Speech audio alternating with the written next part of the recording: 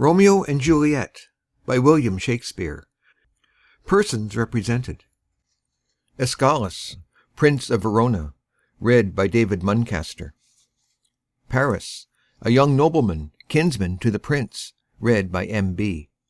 Montague, read by Chris Hughes, and Capulet, read by Andy Minter, heads of two houses at variance with each other. An old man, uncle to Capulet, read by Alan Davis Drake. Romeo, son to Montague, read by Simon Taylor. Mercutio, kinsman to the prince and friend to Romeo, read by Andrew Lebrun. Benvolio, nephew to Montague and friend to Romeo, read by David Nichol. Tybalt, nephew to Lady Capulet, read by Joshua B. Christensen. Friar Lawrence, our Franciscan, read by Alan Davis Drake. Friar John, of the same order, read by Sean McKinley. Balthazar, servant to Romeo, read by Scott D. Farquhar. Samson, servant to Capulet, read by Esther. Gregory, servant to Capulet, read by David O'Connell. Peter, servant to Juliet's nurse, read by Jacina. Abraham, servant to Montague, read by Caliban. An apothecary, read by Lucy Perry. Three musicians, read by Laurie Ann Walden, Ohm 123, and Aaron Walden. Chorus, read by Ancilla. Page to Paris, read by C.J. Nowak. Lady Montague, wife to Montague, read by Christy Nowak. Lady Capulet, wife to Capulet, read by Corey Samuel. Juliet, daughter to Capulet, read by Elizabeth Klett. Nurse to Juliet, read by Kristen Hughes. Servants to Capulet, read by Abigail Bartels and Lizzie Driver. Three Watchmen, read by Caliban, Jacina, and Bravery. Citizens, read by Rice Lawson and Laurie Ann Walden. Stage directions, read by David Lawrence. The Prologue of Romeo and Juliet by William Shakespeare. Enter chorus. Two households, both alike in dignity, in fair Verona where we lay our scene, from ancient grudge break to new mutiny, where civil blood makes civil hands unclean. From forth the fatal loins of these two foes, a pair of star-crossed lovers take their life, whose misadventured piteous overthrows doth with their death bury their parents' strife. The fearful passage of their death-marked love, and the continuance of their parents' rage, which but their children's end not could remove, is now the 2 hours' traffic of our stage. The which, if you with patient ears attend, what here shall miss, our toil shall strive to mend. Exit.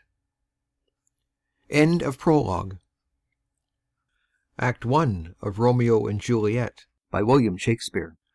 Act 1. Scene 1. A public place. Enter Samson and Gregory, armed with swords and bucklers. Gregory, on my word, will not carry coals. No, for then we should be chollers. I mean, an we be in collar, we'll draw. Aye, while ye live, draw your neck out of the collar. I strike quickly, being moved. But thou art not quickly moved to strike. A dog of the house of Montague moves me. To move is to stir, and to be valiant is to stand. Therefore, if thou art moved, thou runn'st away. A dog of that house shall move me to stand. I will take the wall of any man or maid of Montague's. That shows thee a weak slave, for the weakest goes to the wall. True, and therefore women, being the weaker vessels, are ever thrust to the wall. Therefore I will push Montague's men from the wall, and thrust his maids to the wall. The quarrel is between our masters, and us their men. 'Tis all one. I will show myself a tyrant. When I have fought with the men, I will be cruel with the maids.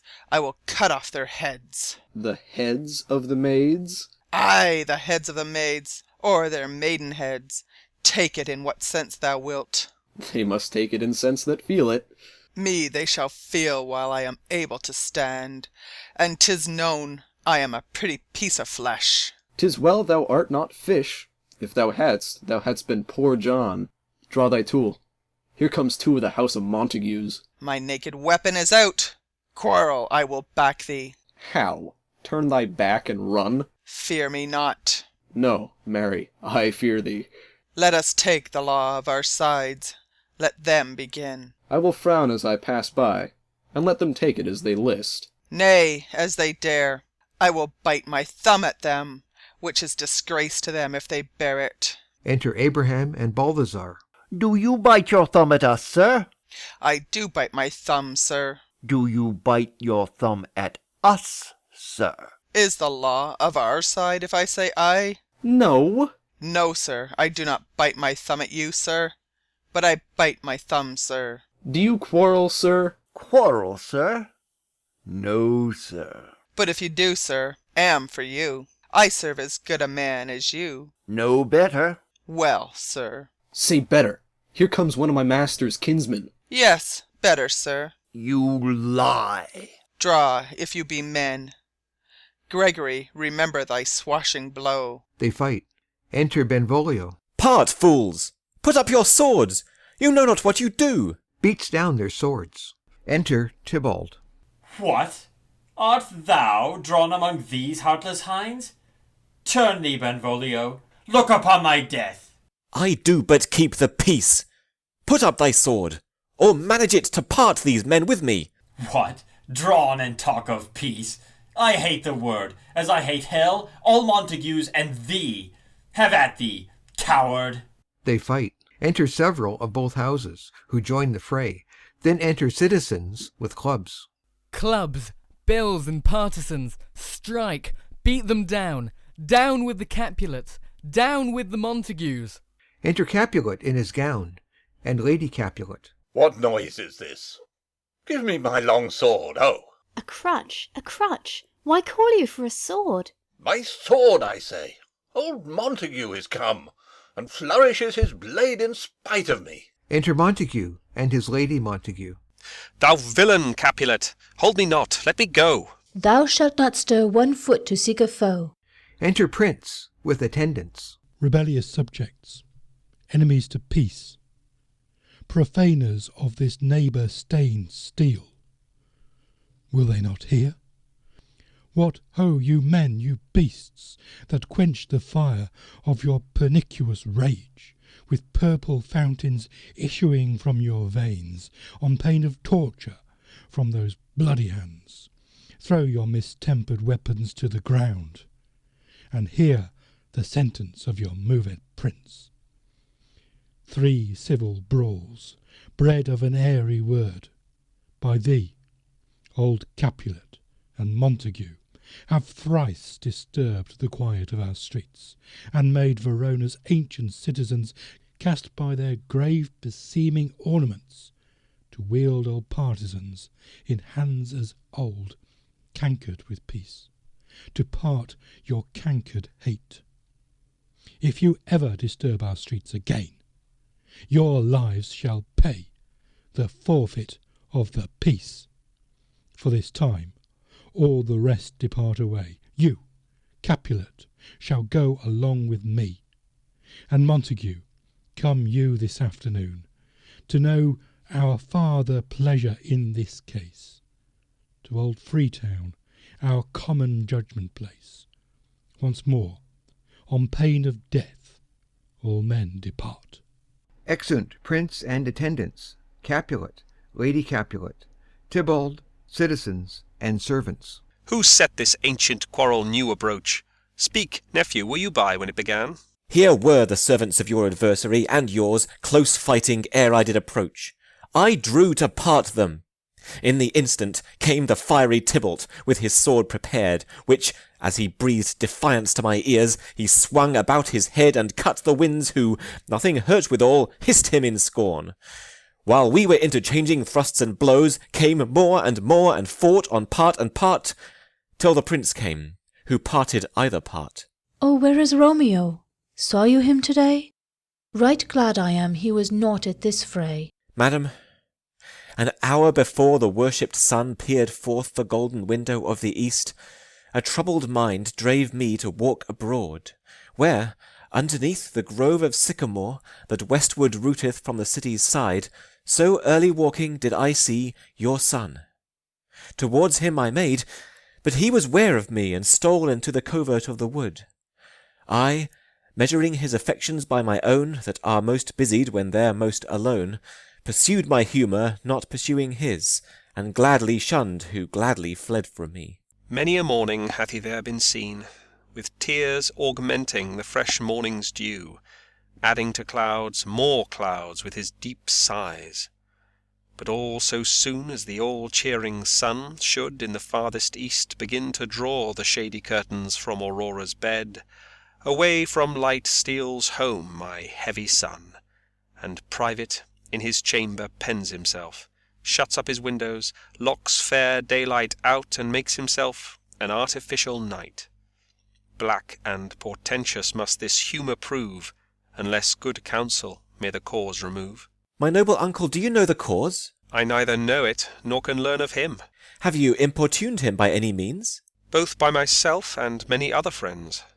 But he, his own affection's counsellor, is to himself, I will not say how true, but to himself so secret and so close, so far from sounding and discovery, as is the bud bit with an envious worm, ere he can spread his sweet leaves to the air, or dedicate his beauty to the sun.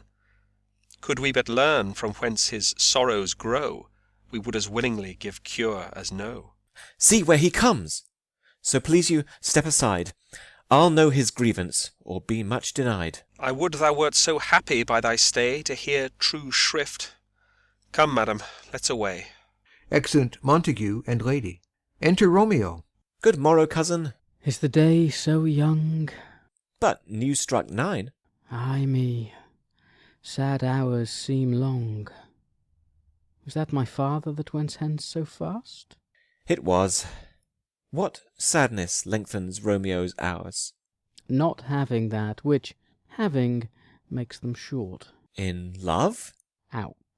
Of love? Out of her favour, where I am in love. Alas, that love so gentle in his view should be so tyrannous and rough in proof. Alas, that love, whose view is muffled still, should without eyes see pathways to his will. Where shall we dine? Oh me, what fray was here? Yet tell me not, for I've heard it all. Here's much to do with hate, but more with love. Why then, O brawling love, O loving hate? O anything of nothing first create? O heavy lightness, serious vanity, misshapen chaos of well-seeming forms, feather of lead, bright smoke, cold fire, sick health, still waking sleep. That is not what it is. This love feel I, that feel no love in this. Dost thou not laugh? No, coz, I rather weep. Good heart, at what? At thy good heart's oppression. Why, such is love's transgression. Griefs of mine own lie heavy in my breast, which thou wilt propagate to have it pressed with more of thine. This love that thou hast shown doth add more grief to too much of mine own. Love is a smoke raised with the fume of sighs, being purged, a fire sparkling in lovers' eyes, being vexed, a sea nourished with lovers' tears. What is it else? A madness most discreet, a choking gall and a preserving sweet. Farewell, my coz. Going. Soft, I will go along, and if you leave me so, you do me wrong. Tut, I have lost myself. I am not here. This is not Romeo. He's some other where. Tell me, in sadness, who is that you love? What, shall I groan and tell thee? Groan? Why, no, but sadly tell me who. Bid a sick man in sadness make his will. Ah, word ill urged to one that is so ill. In sadness, cousin, I do love a woman. I aimed so near when I supposed you loved. A right good markman, and she's fair, I love. A right fair mark, fair coz, is soonest hit. Well, in that hit you miss. She'll not be hit with Cupid's arrow. She hath Dian's wit, and in strong proof of chastity well armed, from love's weak childish bow she lives unharmed. She will not stay the siege of loving terms, nor bide th' encounter of assailing eyes, nor ope her lap to saint seducing gold. Oh, she's rich in beauty, only poor that when she dies, with beauty dies her store. Then she hath sworn that she will still live chaste? She hath, and in that sparing makes huge waste for beauty, starved with her severity, cuts beauty off from all posterity.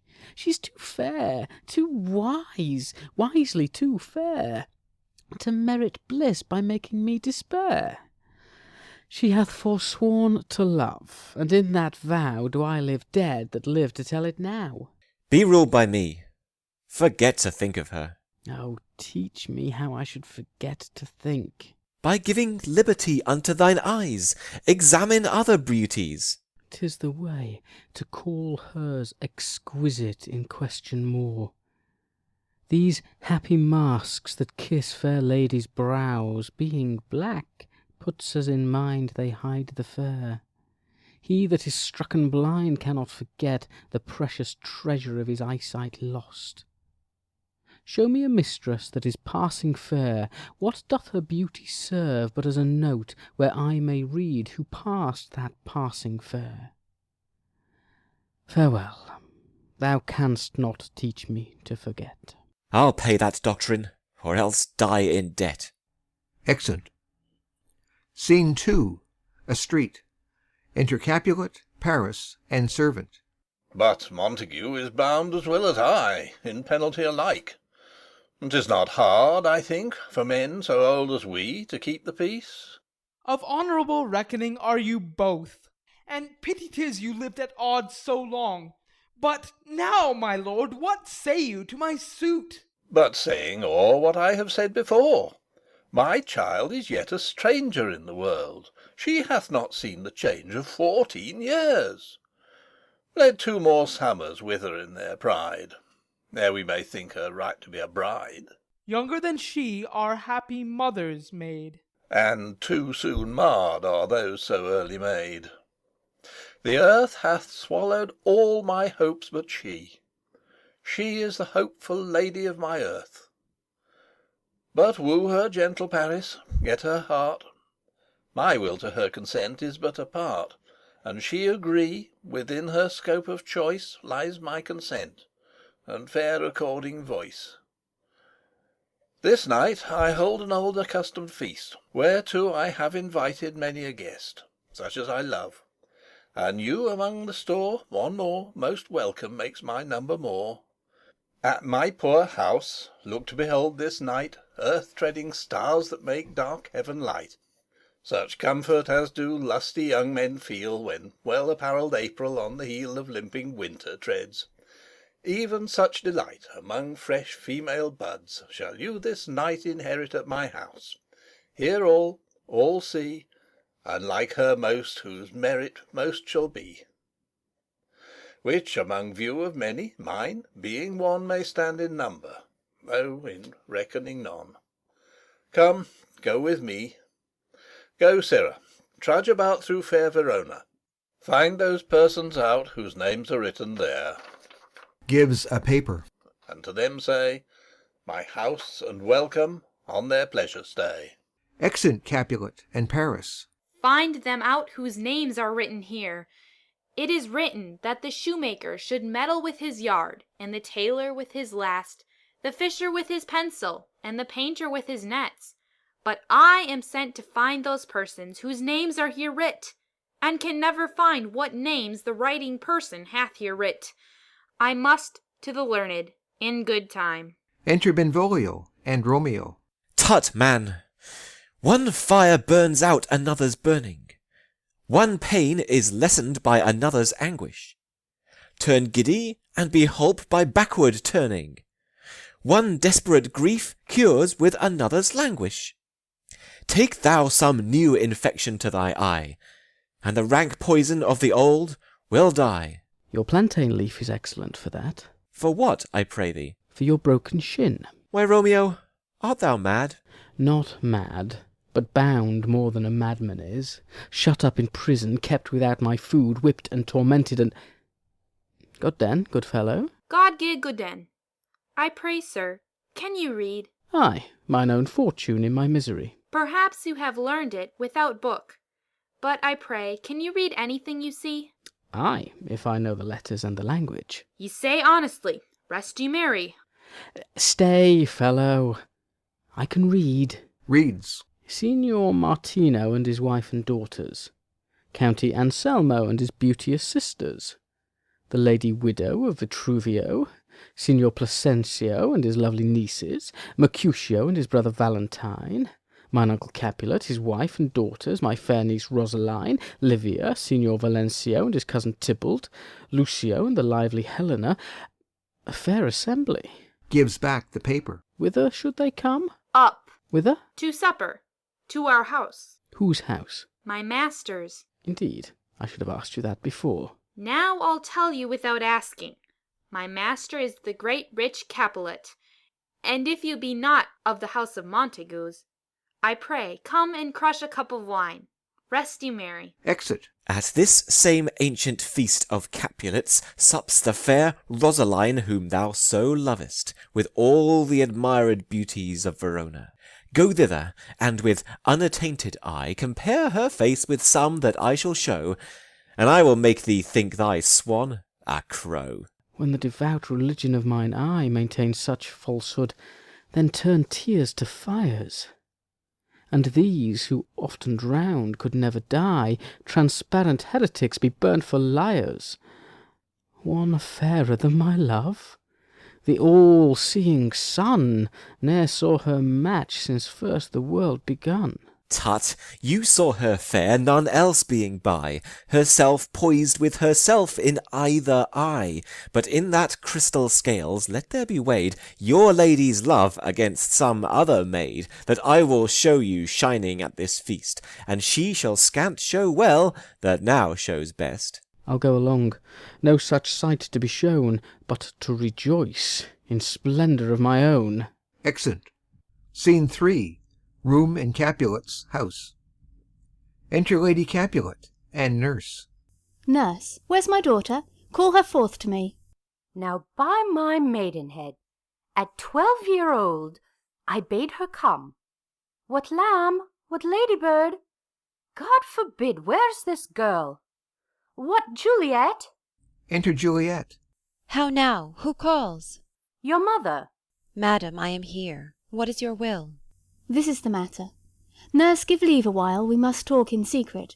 Nurse, come back again. I have remembered me. Thou's hear our counsel. Thou knowest my daughter's of a pretty age. Faith, I can tell her age unto an hour. She's not 14. I'll lay 14 of my teeth. And yet, to my teen it be spoken, I have but 4. She is not 14. How long is it now to Lammastide? A fortnight, and odd days. Even or odd of all days in the year, come Lammas Eve at night, she shall be 14. Susan and she, God rest all Christian souls, were of an age. Well, Susan is with God. She was too good for me. But as I said, on Lammas Eve at night shall she be 14. That she may, Mary, I remember it well. 'Tis since the earthquake now 11 years, and she was weaned. I never shall forget it, of all the days of the year, upon that day. For I had then laid wormwood to my dug, sitting in the sun under the dove-house wall. My lord and you were then at Mantua. Nay, I do bear a brain. But as I said, when it did taste the wormwood on the nipple of my dug, and felt it bitter, pretty fool, to see it tetchy, and fall out with the dug. Shake, quoth the dove-house, 'twas no need, I trow, to bid me trudge. And since that time it is 11 years, for then she could stand alone. Nay, by the rood, she could have run and waddled all about. For even the day before she broke her brow, and then my husband, God be with his soul, was a merry man, took up the child. Yea, quoth he, dost thou fall upon thy face? Thou wilt fall backward when thou hast more wit, wilt thou not, Jule? And by my holy dame, the pretty wretch left crying, and said, I. To see now how a jest shall come about. I warrant, and I should live 1,000 years, I never should forget it. Wilt thou not, Jule, quoth he, and pretty fool it stinted and said I. Enough of this. I pray thee, hold thy peace. Yes, madam, yet I cannot choose but laugh, to think it should leave crying and say I. And yet I warrant it had upon its brow a bump as big as a young cockerel stone, a perilous knock, and it cried bitterly. Yea, quoth my husband, fall'st upon thy face? Thou wilt fall backward when thou comest to age. Wilt thou not, Jule? It stinted and said I. And stint thou too, I pray thee, nurse, say I. Peace, I have done.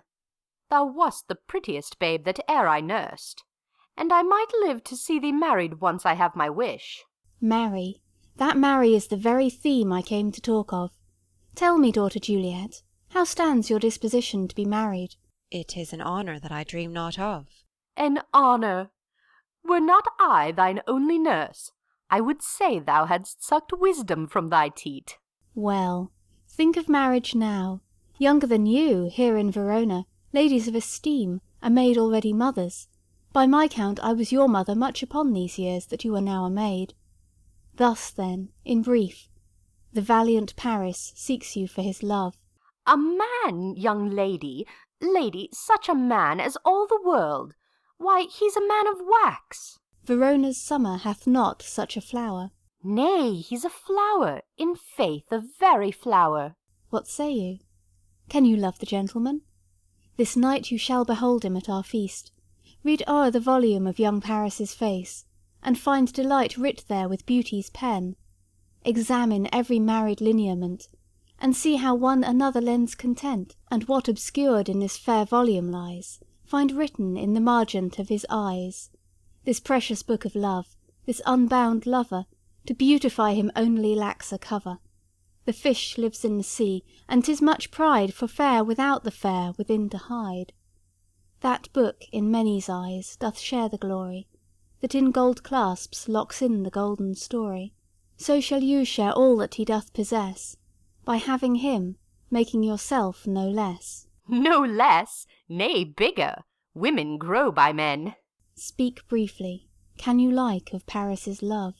I'll look to like, if looking liking move. But no more deep will I endart mine eye than your consent gives strength to make it fly. Enter a servant. Madam, the guests are come, supper served up. You called, my young lady asked for, the nurse cursed in the pantry, and everything in extremity. I must hence to wait. I beseech you follow straight. We follow thee. Exit servant. Juliet, the county stays. Go, girl. Seek happy nights to happy days. Exit. Scene 4. A street. Enter Romeo, Mercutio, Benvolio, with 5 or 6 maskers, torchbearers, and others. What? Shall this speech be spoke for our excuse, or shall we on without apology? The date is out of such prolixity. We'll have no Cupid hoodwinked with a scarf, bearing a Tartar's painted bow of laugh, scaring the ladies like a crow-keeper, nor no without book prologue faintly spoke after the prompter for our entrance. But let them measure us by what they will. We'll measure them a measure, and be gone. Give me a torch. I'm not for this ambling. Being but heavy, I will bear the light. Nay, gentle Romeo, we must have you dance. Not I, believe me. You have dancing shoes with nimble soles. I have a soul of lead, so stakes me to the ground I cannot move. You are a lover. Borrow Cupid's wings, and soar with them above a common bound. I am too sore and pierced with his shaft to soar with his light feathers, and so bound I cannot bound a pitch above dull woe. Under love's heavy burden do I sink. And to sink it in, should you burden love. Too great oppression for a tender thing. Is love a tender thing? It is too rough, too rude, too boisterous, and it pricks like thorn. If love be rough with you, be rough with love. Prick love for pricking, and you beat love down. Give me a case to put my visage in. Putting on a mask. A vizard for a vizard. What care I what curious eye doth quote deformities? Here are the beetle brows shall blush for me. Come, knock and enter, and no sooner in, but every man betake him to his legs. A torch for me. Let wantons, light of heart, tickle the senseless rushes with their heels, for I am proverbed with a grandsire phrase. I'll be a candle holder and look on. The game was ne'er so fair, and I am done. Tut, done's the mouse, the constable's own word. If thou art done, we'll draw thee from the mire of this, Sir Reverence, love, wherein thou stick'st up to the ears. Come, we burn daylight. Ho! Nay, that's not so. I mean, sir, in delay we waste our lights in vain, like lamps by day. Take our good meaning, for our judgment sits 5 times in that, ere once in our 5 wits. And we mean well in going to this mask, but 'tis no wit to go. Why, may one ask? I dreamt a dream tonight. And so did I. Well, what was yours? That dreamers often lie. In bed asleep, while they do dream things true. Oh, then I see Queen Mab hath been with you. She is the fairies' midwife, and she comes in shape no bigger than an agate stone on the forefinger of an alderman, drawn with a team of little atomies athwart men's noses as they lie asleep. Her waggon spokes made of long spinner's legs, the cover of the wings of grasshoppers, the traces of the smallest spider's web, the collars of the moonshine's watery beams, her whip of cricket's bone, the lash of film, her waggoner a small grey-coated gnat, not half so big as a round little worm pricked from the lazy finger of a maid.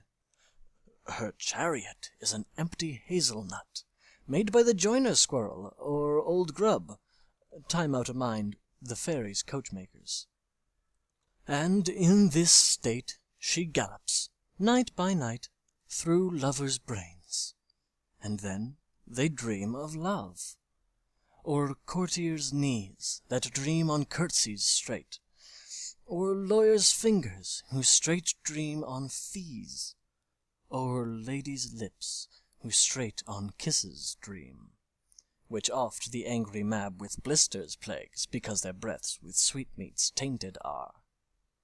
Sometime she gallops o'er a courtier's nose, and then dreams he of smelling out a suit, and sometimes comes she with a tithe-pig's tail, tickling a parson's nose as he lies asleep, then dreams he of another benefice. Sometime he driveth o'er a soldier's neck, and then dreams he of cutting foreign throats, of breaches, ambuscados, Spanish blades, of healths 5 fathom deep, and then, anon, drums in his ear, at which he starts and wakes, and being thus frightened, swears a prayer or 2, and sleeps again. This is that very Mab that plats the manes of horses in the night, and bakes the elf-locks in foul sluttish hairs, which, once untangled, much misfortune bodes. This is the hag, when maids lie on their backs, that presses them, and learns them first to bear, making them women of good carriage. This is she. Peace, peace, Mercutio, peace. Thou talk'st of nothing.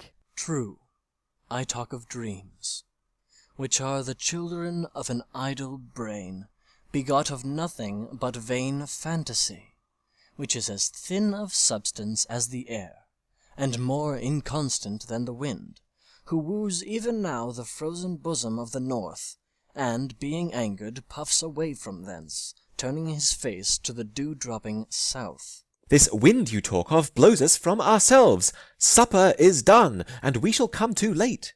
I fear too early, for my mind misgives some consequence, yet hanging in the stars shall bitterly begin his fearful date with this night's revels, and expire the term of a despised life closed in my breast by some vile forfeit of untimely death.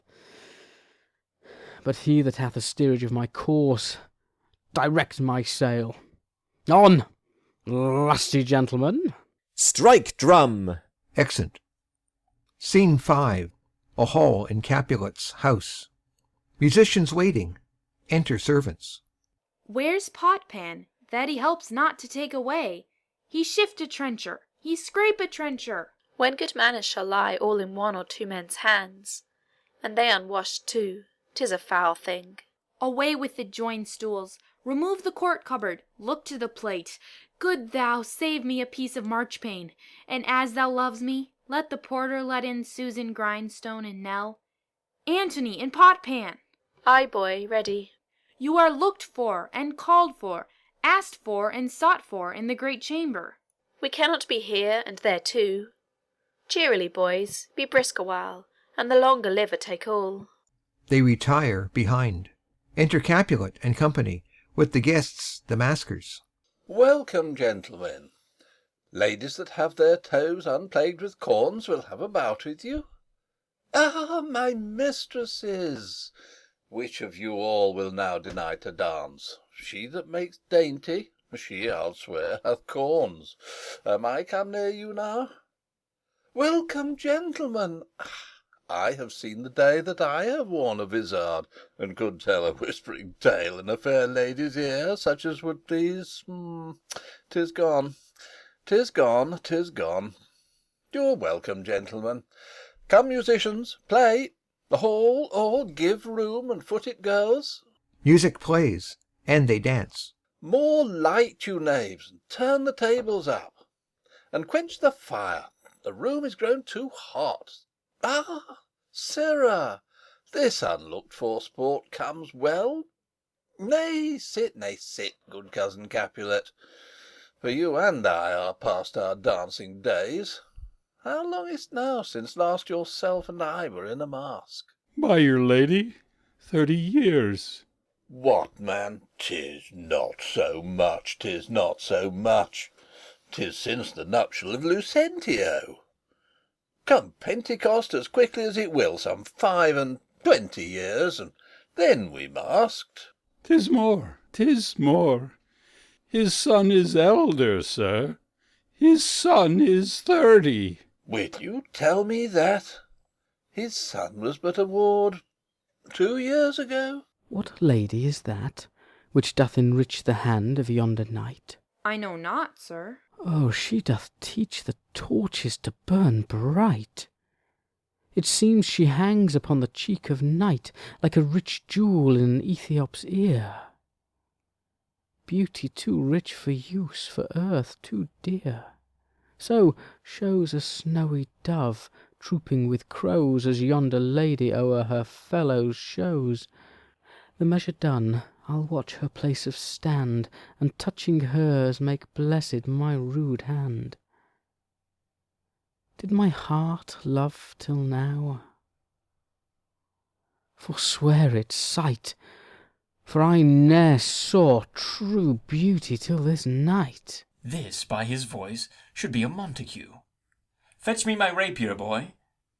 What, dares the slave come hither, covered with an antic face, to fleer and scorn at our solemnity? Now, by the stock and honour of my kin, to strike him dead I hold it not a sin. Why, how now, kinsman? Wherefore storm you so? Uncle, this is a Montague, our foe, a villain that is hither come in spite to scorn at our solemnity this night. Young Romeo, is it? 'Tis he, that villain, Romeo. Content thee, gentle cars, let him alone. He bears him like a portly gentleman, and to say truth, Verona brags of him to be a virtuous and well-governed youth. I would not for the wealth of all the town here in my house do him disparagement. Therefore be patient, take no note of him. It is my will, the which if thou respect, show a fair presence, and put off these frowns, an ill-beseeming semblance for a feast. It fits, when such a villain is a guest. I'll not endure him. He shall be endured. What, good man, boy? I say he shall. Go to. Am I the master here, or you? Go to. You'll not endure him? God shall mend my soul, you'll make a mutiny among my guests. You will set cock-a-hoop, you'll be the man. Why, uncle, 'tis a shame. Go to, you are a saucy boy. Is't so, indeed? This trick may chance to scathe you. I know what, you must contrary me. Marry, 'tis time. Well said, my hearts. You are a princox. Go, be quiet, or... More light, more light. For shame, I'll make you quiet. What? Cheerily, my hearts. Patience perforce with wilful choler meeting makes my flesh tremble in their different greeting. I will withdraw, but this intrusion shall, now seeming sweet, convert to bitter gall. Exit. To Juliet. If I profane with my unworthiest hand this holy shrine, the gentle fine is this: my lips, two blushing pilgrims, ready stand to smooth that rough touch with a tender kiss. Good pilgrim, you do wrong your hand too much, which mannerly devotion shows in this. For saints have hands that pilgrims' hands do touch, and palm to palm is holy palmer's kiss. Have not saints lips, and holy palmers too? Ay, pilgrim, lips that they must use in prayer. Oh, then, dear saint, let lips do what hands do. They pray, grant thou, lest faith turn to despair. Saints do not move, though grant for prayer's sake. Then move not, while my prayer's effect I take. Thus from my lips by thine my sin is purged. Kissing her. Then have my lips the sin that they have took. Sin from my lips? O trespass, sweetly urged, give me my sin again. You kiss by the book. Madam, your mother craves a word with you. What is her mother? Mary Bachelor, her mother is the lady of the house, and a good lady, and a wise and virtuous. I nursed her daughter that you talked withal. I tell you, he that can lay hold of her shall have the chinks. Is she a Capulet? Oh, dear account, my life is my foe's debt. Away, begone! The sport is at the best. Ay, so I fear. The more is my unrest.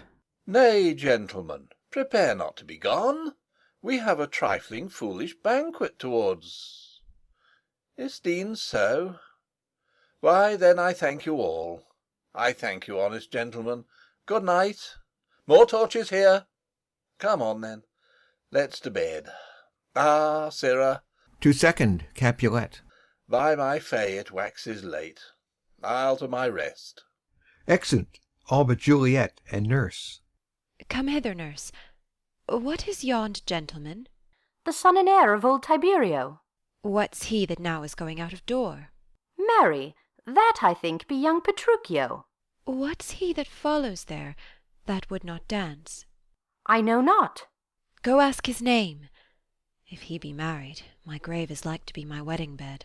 His name is Romeo, and a Montague, the only son of your great enemy. My only love sprung from my only hate, too early seen unknown, and known too late. Prodigious birth of love it is to me, that I must love a loathed enemy. What's this? What's this? A rhyme I learned even now, of one I danced withal. One calls within. Juliet. Anon, anon. Come, let's away.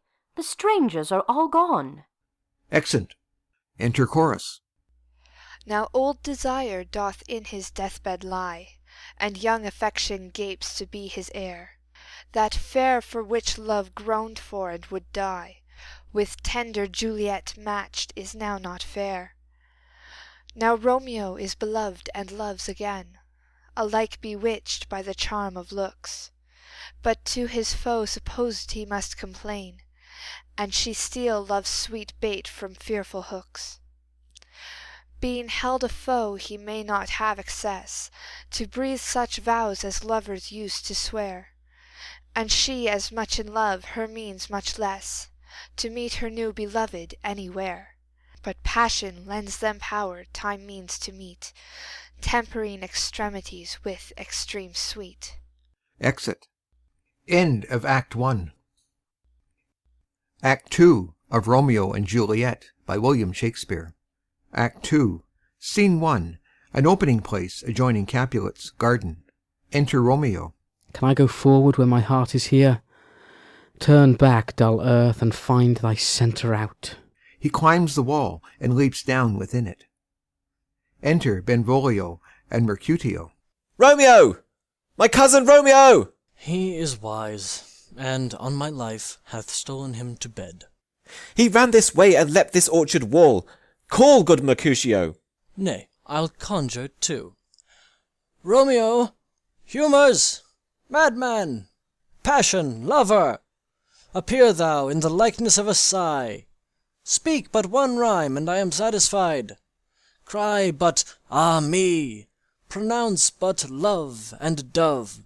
Speak to my gossip Venus one fair word, one nickname for her purblind son and heir, young auburn Cupid, that shot so trim when King Cophetua loved the bigger maid. He heareth not, he stirreth not, he moveth not.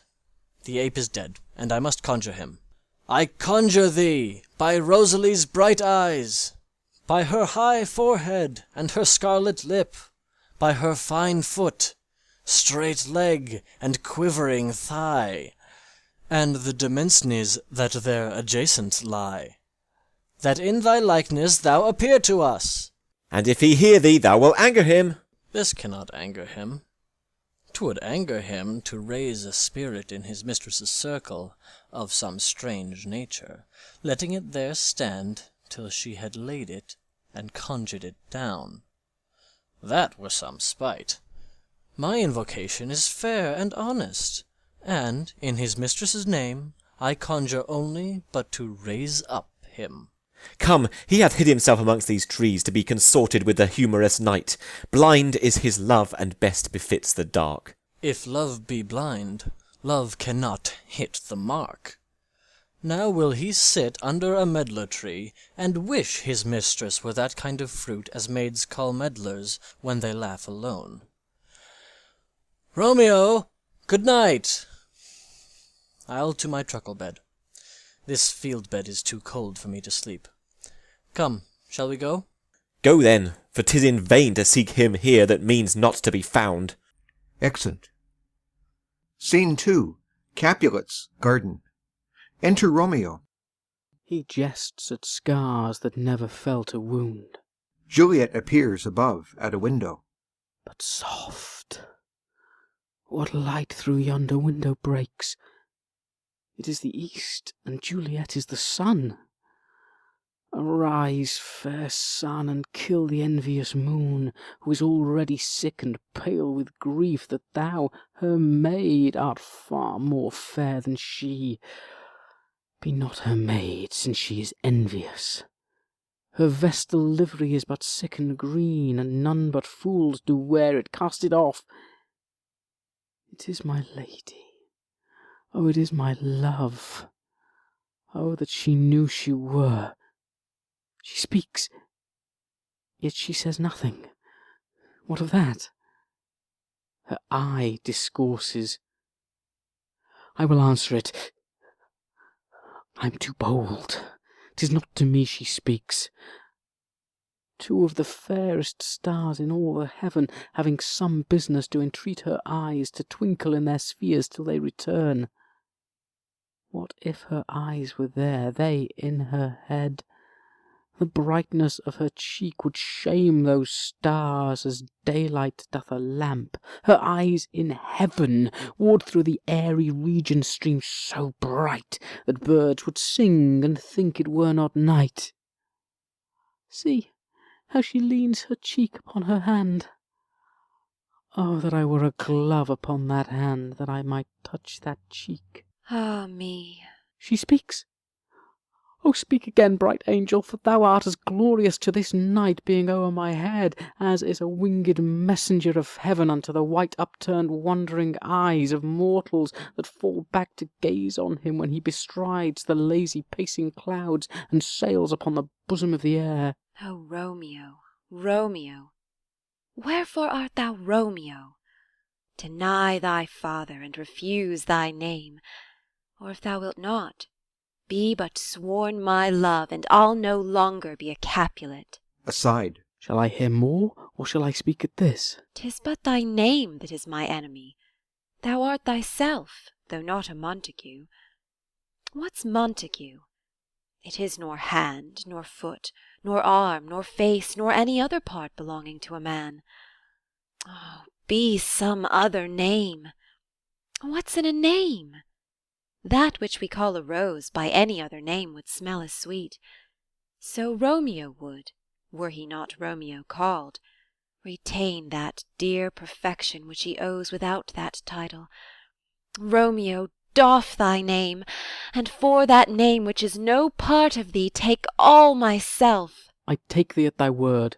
Call me but Love, and I'll be new baptized. Henceforth I never will be Romeo. What man art thou, that thus be screened in night, so stumblest on my counsel? By a name I know not how to tell thee who I am. My name, dear saint, is hateful to myself, because it is an enemy to thee. Had I it written, I would tear the word. My ears have not yet drunk 100 words of that tongue's utterance, yet I know the sound. Art thou not Romeo and a Montague? Neither, fair saint, if either thee dislike. How camest thou hither? Tell me, and wherefore? The orchard walls are high and hard to climb, and the place death, considering who thou art, if any of my kinsmen find thee here. With love's light wings do I o'erperch these walls, for stony limits cannot hold love out, and what love can do that dares love attempt. Therefore thy kinsmen are no let to me. If they do see thee, they will murder thee. Alack, there lies more peril in thine eye than 20 of their swords. Look thou but sweet, and I am proof against their enmity. I would not for the world they saw thee here. I have night's cloak to hide me from their sight. And but thou love me, let them find me here. My life were better ended by their hate than death prorogued wanting of thy love. By whose direction foundst thou out this place? By love, that first did prompt me to inquire. He lent me counsel, and I lent him eyes. I am no pilot. Yet wert thou as far as that vast shore washed with the furthest sea, I would adventure for such merchandise. Thou knowest the mask of night is on my face, else would a maiden blush bepaint my cheek for that which thou hast heard me speak to-night. Fain would I dwell on form, fain deny what I have spoke. But farewell compliment. Dost thou love me? I know thou wilt say aye, and I will take thy word. Yet if thou swear'st, thou mayst prove false. At lovers' perjuries they say Jove laughs. O gentle Romeo, if thou dost love, pronounce it faithfully. Or if thou think'st I am too quickly won, I'll frown and be perverse and say thee nay, so thou wilt woo. But else, not for the world. In truth, fair Montague, I am too fond. And therefore thou mayst think my haviour light, but trust me, gentlemen, I'll prove more true than those that have more cunning to be strange. I should have been more strange, I must confess, but that thou overheardst ere I was ware my true love passion. Therefore pardon me, and not impute this yielding too light to love which the dark night hath so discovered. Lady, by yonder blessed moon I swear, that tips with silver all these fruit-tree tops. Oh, swear not by the moon, the inconstant moon that monthly changes in her circled orb, lest that thy love prove likewise variable. What shall I swear by? Do not swear at all. Or if thou wilt, swear by thy gracious self, which is the god of my idolatry, and I'll believe thee. If my heart's dear love... Well, do not swear. Although I joy in thee, I have no joy of this contract to-night. It is too rash, too unadvised, too sudden, too like the lightning, which doth cease to be ere one can say it lightens. Sweet good night. This bud of love by summer's ripening breath may prove a beauteous flower when next we meet. Good night, good night. As sweet repose and rest come to thy heart as that within my breast. Oh, wilt thou leave me so unsatisfied? What satisfaction canst thou have to-night? The exchange of thy love's faithful vow for mine. I gave thee mine before thou didst request it. And yet I would it were to give again. Wouldst thou withdraw it? What purpose, love? But to be frank, and give it thee again. And yet I wish but for the thing I have. My bounty is as boundless as the sea, my love as deep. The more I give to thee, the more I have, for both are infinite. I hear some noise within. Dear love, adieu. Nurse calls within. Anon, good nurse. Sweet Montague, be true.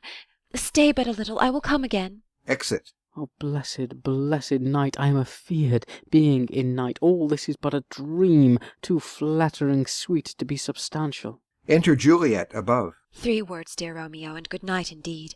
If that thy bent of love be honourable, thy purpose marriage, send me word to-morrow by one that I'll procure to come to thee, where and what time thou wilt perform the rite. And all my fortunes at thy foot I'll lay, and follow thee, my lord, throughout the world. Within. Madam, I come anon. But if thou mean'st not well, I do beseech thee. Within. Madam, by and by I come. To cease thy suit and leave me to my grief, to-morrow will I send. So thrive my soul. 1,000 times good night. Exit. 1,000 times the worse to want thy light. Love goes toward love as schoolboys from their books, but love from love toward school with heavy looks. Retiring slowly. Re-enter Juliet above. Hist, Romeo, hist! Oh, for a falconer's voice to lure this tassel gentle back again! Bondage is hoarse and may not speak aloud, else would I tear the cave where Echo lies, and make her airy tongue more hoarse than mine, with repetition of my Romeo's name. It is my soul that calls upon my name. How silver sweet sound lovers' tongues by night, like softest music to attending ears. Romeo, my dear, at what o'clock to-morrow shall I send to thee? At the hour of 9. I will not fail. 'Tis 20 years till then.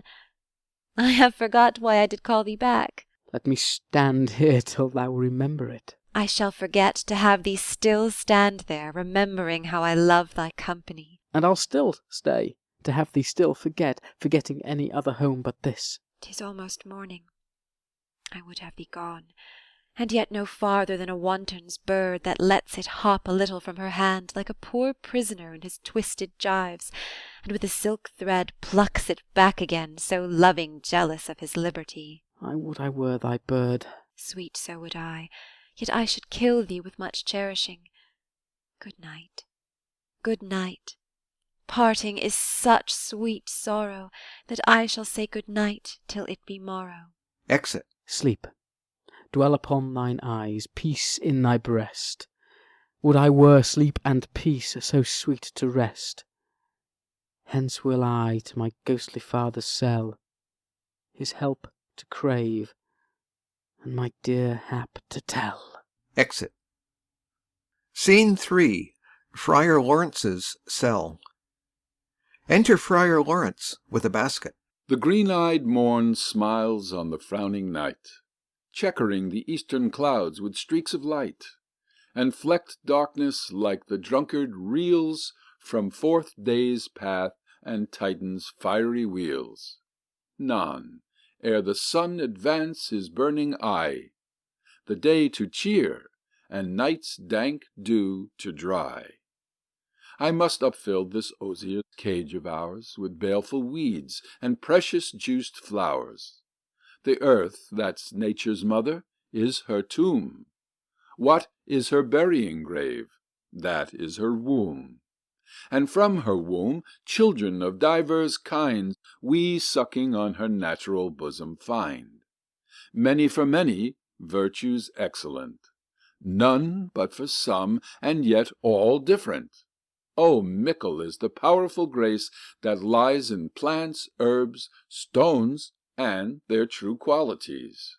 For naught so vile that on the earth doth live, but to the earth some special good doth give, nor aught so good, but strained from that fair use, revolts from true birth, stumbling on abuse. Virtue itself turns vice, being misapplied, and vice sometimes by action dignified. Within the infant rind of this small flower poison hath residence, and medicine power. For this, being smelt with that part, cheers each part. Being tasted, slays all senses with the heart. Two such opposing kings encamp them still, in man as well as herbs, grace and rude will. And where the worser is predominant, full soon the canker death eats up that plant. Enter Romeo. Good morrow, father. Benedicite. What early tongue so sweet saluteth me? Young son, it argues a distempered head so soon to bid good morrow to thy bed. Care keeps his watch in every old man's eye, and where care lodges, sleep will never lie. But where unbruised youth with unstuffed brain doth couch his limbs, there golden sleep doth reign. Therefore thy earthiness doth me assure thou art uproused with some distemperature. Or, if not so, then here I hit it right. Our Romeo hath not been to bed tonight. That last is true, the sweeter rest was mine. God pardon sin. Wast thou with Rosalind? With Rosaline, my ghostly father? No, I have forgot that name and that name's woe. That's my good son. But where hast thou been, then? I'll tell thee ere thou ask it me again. I have been feasting with mine enemy, where on a sudden one hath wounded me that's by me wounded. Both are remedies within thy help and holy physic lies. I bear no hatred, blessed man, for, lo, my intercession likewise steads my foe. Be plain, good son, and homily in thy drift. Riddling confession finds but riddling shrift. Then plainly know my heart's dear love is set on the fair daughter of rich Capulet. As mine on hers, so hers is set on mine, and all combined, save what thou must combine by holy marriage. When and where and how we met, we wooed and made exchange of vow, I'll tell thee as we pass. But this I pray, that thou consent to marry us today. Holy Saint Francis, what a change is here! Is Rosalind that thou didst love so dear, so soon forsaken? Young men's love, then, lies not truly in their hearts, but in their eyes. Jesu Maria, what a deal of brine hath washed thy sallow cheeks for Rosaline! How much salt water thrown away in waste, to season love that doth not taste! The sun not yet thy sighs from heaven clears, the old groans ring yet in mine ancient ears. Lo, here upon thy cheek the stain doth sit of an old tear that is not washed off yet. If e'er thou wast thyself, and these woes thine, thou and these woes were all for Rosaline. And art thou changed? Pronounce these sentences, then. Women may fall where there's no strength in men. Thou chidst me oft for loving Rosaline. For doting, not for loving, pupil mine. And bad'st me bury love. Not in a grave to lay one in, another out to have. I pray thee chide not. She whom I love now doth grace for grace and love for love allow. The other did not so. Oh, she knew well. Thy love did read by rote that could not spell. But come, young waverer, come go with me. In one respect I thy assistant be. For this alliance may so happy prove, to turn our household's rancour to pure love. Oh, let us hence, I stand on sudden haste. Wisely and slow.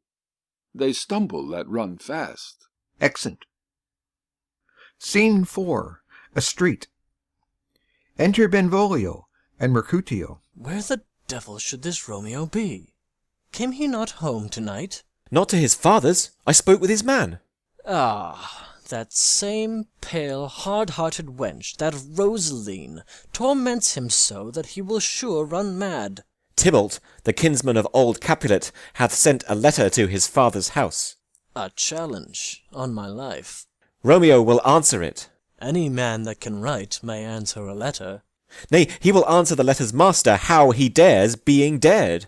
Alas, poor Romeo, he is already dead, stabbed with a white wench's black eye, shot through the ear with a love song, the very pin of his heart cleft with the blind bow-boy's butt shaft. And is he a man to encounter Tybalt? Why, what is Tybalt? More than a prince of cats, I can tell you. Oh, he's the courageous captain of compliments. He fights as you sing prick song, keeps time, distance, and proportion. Rests me his minim rest. 1, 2, and the third in your bosom. The very butcher of a silk button, a duellist, a gentleman of the very first house, of the first and second cause. Ah, the immortal passado, the punto reverso, the hay. The what? The pox of such antic, lisping, affected fantasticos. These new tuners of accents. By Jesu, a very good blade, a very tall man, a very good whore. Why, is not this a lamentable thing, grandsire, that we should be thus afflicted with these strange flies, these fashion-mongers, these pardonnez-mois, who stand so much on the new form that they cannot sit at ease on the old bench? Oh, their bonds, their bonds! Here comes Romeo! Here comes Romeo! Without his roe, like a dried herring. O flesh, flesh, how art thou fishified! Now is he for the numbers that Petrarch flowed in. Laura to his lady was but a kitchen wench. Marry, she had a better love to berhyme her. Dido a dowdy, Cleopatra a gypsy, Helen and Hero, Hildings and harlots, Thisbe a grey eye or so, but not to the purpose. Enter Romeo. Signor Romeo, bonjour! There is a French salutation to your French slop. You gave us the counterfeit fairly last night. Good morrow to you both. What counterfeit did I give you? The slip, sir, the slip. Can you not conceive? Pardon, good Mercutio, my business was great, and in such a case as mine a man may strain courtesy. That's as much to say, such a case as yours constrains a man to bow in the hams. Meaning to courtesy. Thou hast most kindly hit it. A most courteous exposition. Nay, I am the very pink of courtesy. Pink for flower. Right. Why then, is my pump well flowered? Well said. Follow me this jest now, till thou hast worn out thy pump, that when the single soul of it is worn, the jest may remain, after the wearing, soul singular. Oh, single-souled jest, solely singular for the singleness. Come between us, good Benvolio, my wits faint. Swits and spurs, or I'll cry a match. Nay, if thy wits run the wild goose chase, I have done. For thou hast more of the wild goose in one of thy wits than, I am sure, I have in my whole 5. Was I with you there for the goose? Thou wast never with me for anything, when thou wast not there for the goose. I will bite thee by the ear for that jest. Nay, good goose, bite not. Thy wit is a very bitter sweeting. It is a most sharp sauce. And is it not, then, well served into a sweet goose? Oh, here's a wit of Cheveril that stretches from an inch narrow to an ell broad. I will stretch it out for that word broad, which added to the goose proves thee far and wide a broad goose. Why, is this not better now than groaning for love? Now art thou sociable, now art thou Romeo, now art thou what thou art, by art as well as by nature. For this drivelling love is like a great natural that runs lolling up and down to hide his bauble in a hole. Stop there, stop there. Thou desirest me to stop in my tail against the hair. Thou wouldst else have made thy tail large. Oh, thou art deceived. I would have made it short, for I was come to the whole depth of my tale, and meant indeed to occupy the argument no longer. Here's goodly gear. Enter Nurse and Peter. A sail, a sail, a sail! Two, a shirt and a smock. Peter. Anon. My fan, Peter. Good Peter, to hide her face, for her fan's the fairer face. God ye good morrow, gentlemen. God ye good den, fair gentlewoman. Is it good den? 'Tis no less, I tell ye, for the body hand of the dial is now upon the prick of noon. Out upon you! What a man are you! One gentlewoman that God hath made for himself to mar. By my troth, it is well said. For himself to mar, quoth he. Gentlemen, can any of you tell me where I may find the young Romeo? I can tell you, but young Romeo will be older when you have found him than he was when you sought him. I am the youngest of that name, for fault of a worse. You say well. Yea, is the worst well? Very well took, i' faith.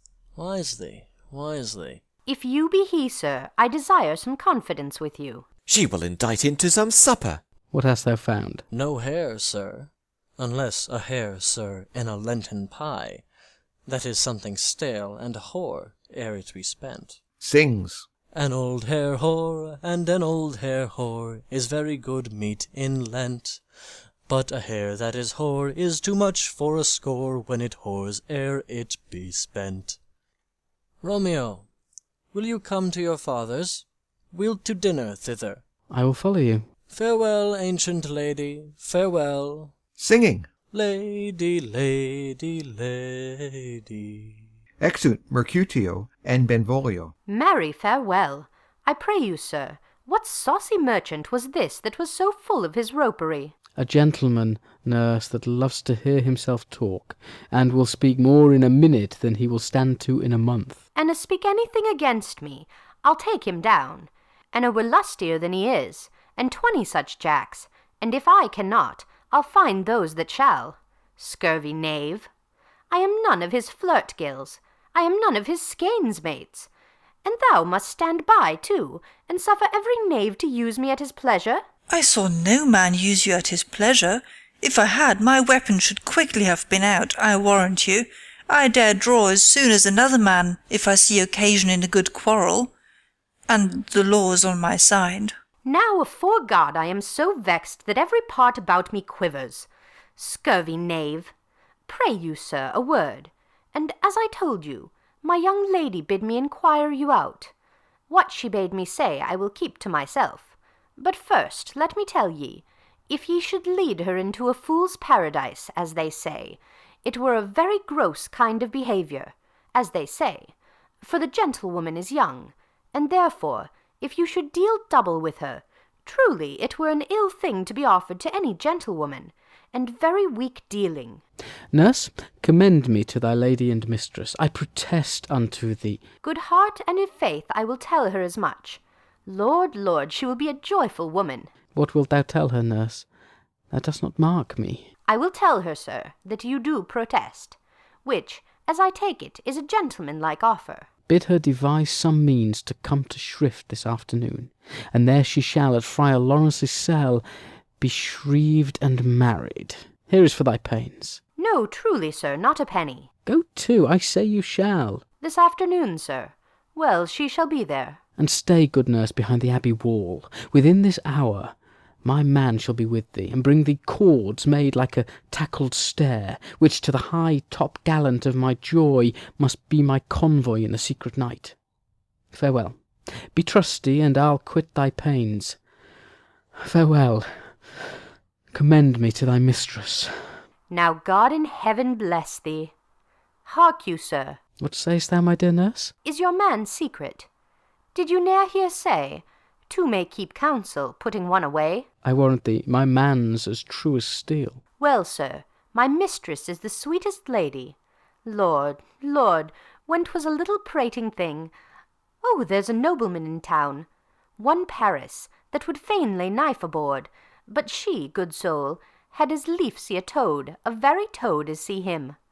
I anger her sometimes, and tell her that Paris is the proper man.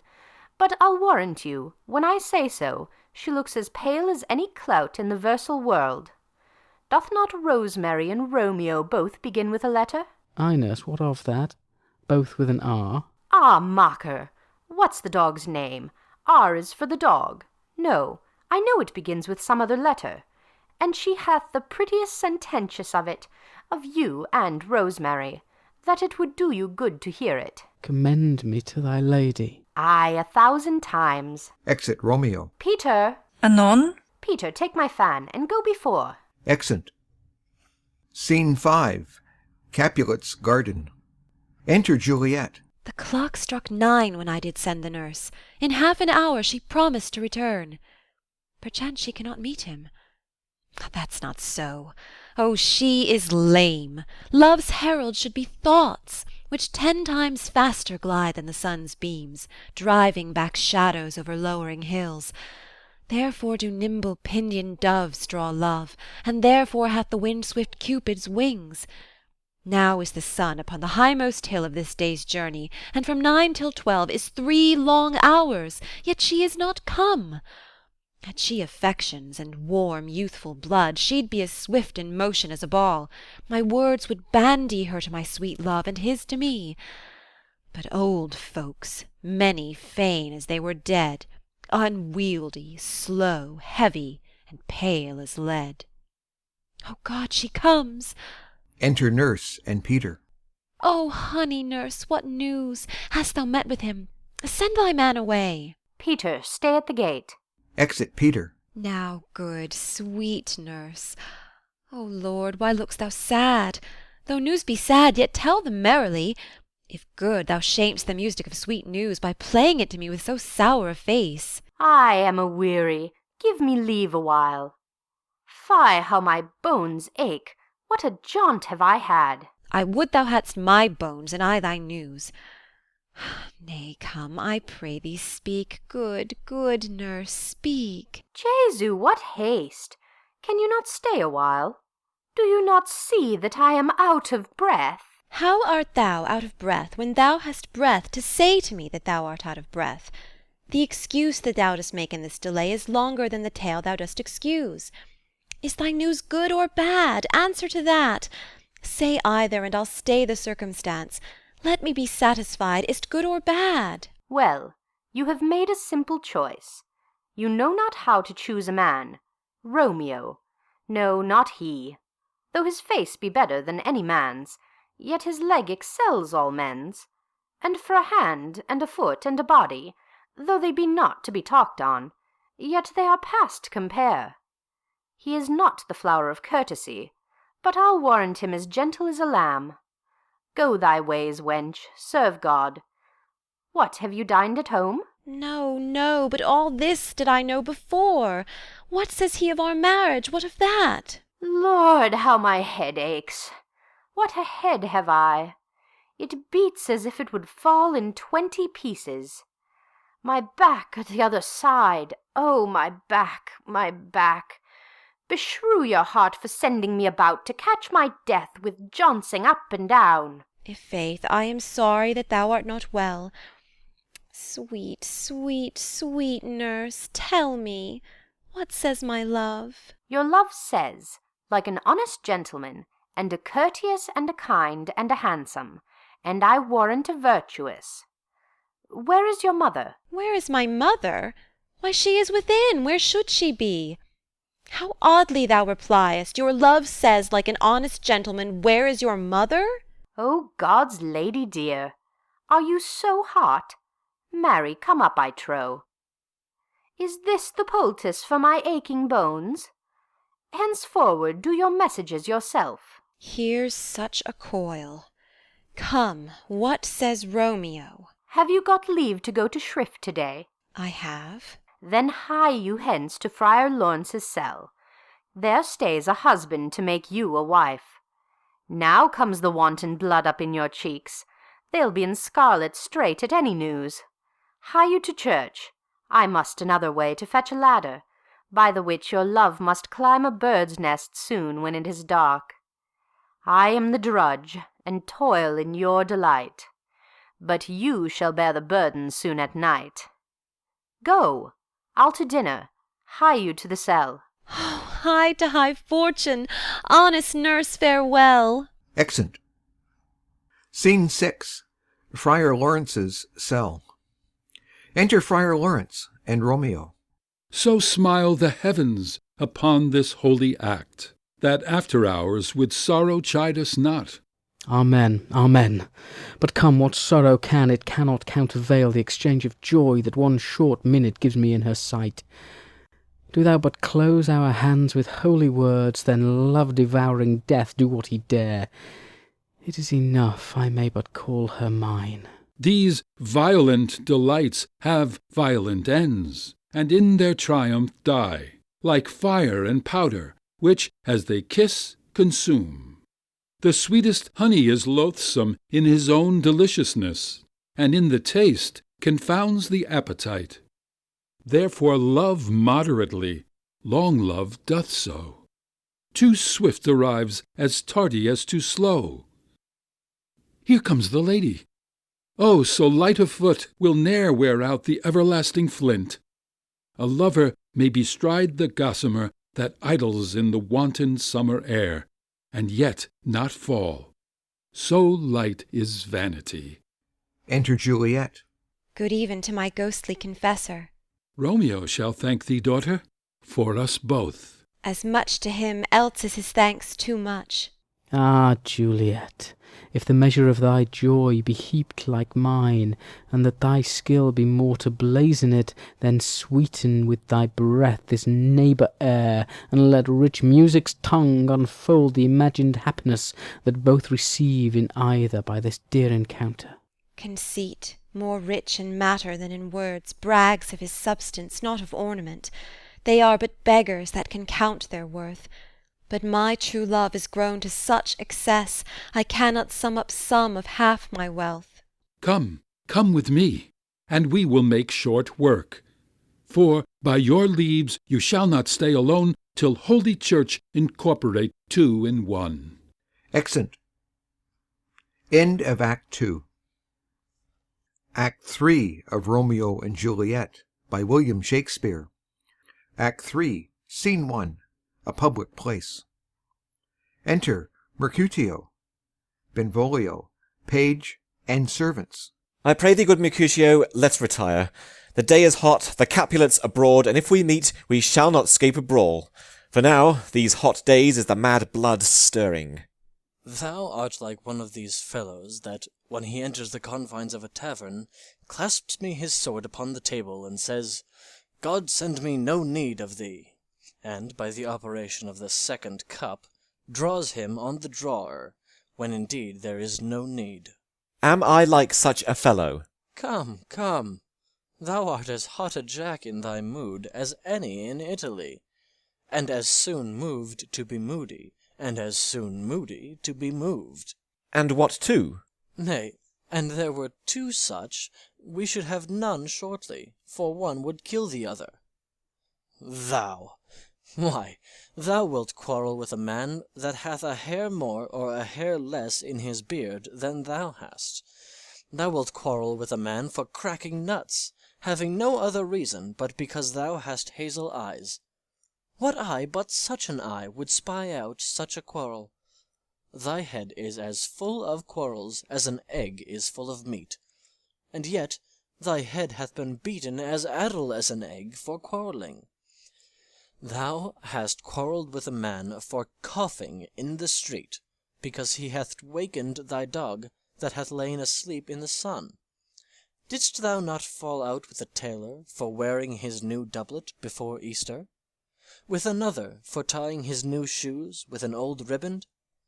And yet thou wilt tutor me from quarrelling. An I were apt to quarrel as thou art, any man should buy the fee sample of my life for an hour and a quarter. The fee simple. Oh, simple.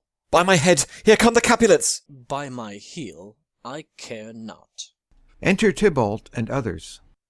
Follow me close, for I will speak to them. Gentlemen, good den, a word with one of you. And but one word with one of us? Couple it with something. Make it a word and a blow. You shall find me apt enough to do that, sir, and you will give me occasion. Could you not take some occasion without giving. Mercutio, thou consortest with Romeo. Consort? What, dost thou make us minstrels? And thou make minstrels of us look to hear nothing but discords. Here's my fiddlestick. Here's that shall make you dance. Zounds, consort! We talk here in the public haunt of men. Either withdraw unto some private place, and reason coldly of your grievances, or else depart. Here all eyes gaze on us. Men's eyes were made to look, and let them gaze. I will not budge for no man's pleasure, I. Well, peace be with you, sir. Here comes my man. Enter Romeo. But I'll be hanged, sir, if he wear your livery. Marry, go before to the field. He'll be your follower. Your worship, in that sense, may call him man. Romeo, the love I bear thee can afford no better term than this. Thou art a villain. Tybalt, the reason that I have to love thee doth much excuse the appertaining rage to such a greeting. Villain am I none. Therefore farewell. I see thou know'st me not. Boy, this shall not excuse the injuries that thou hast done me.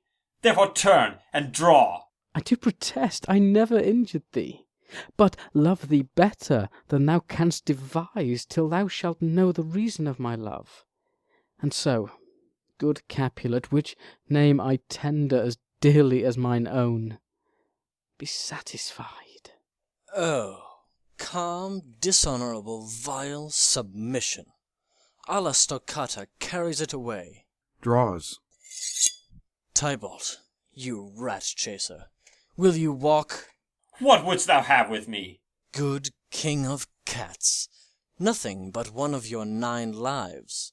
That I mean to make bold withal, and, as you shall use me hereafter, dry beat the rest of the 8. Will you pluck your sword out of his pitcher by the ears? Make haste, lest mine be about your ears ere it be out.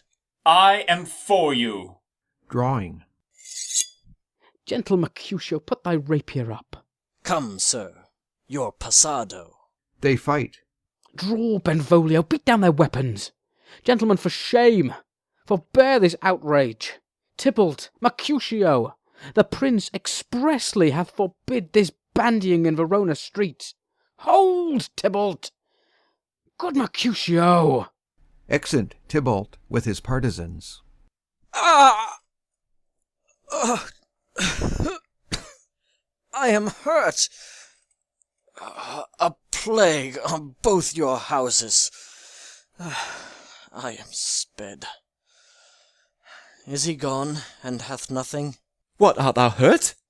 Ay, a scratch. Marry, 'tis enough. Where is my page?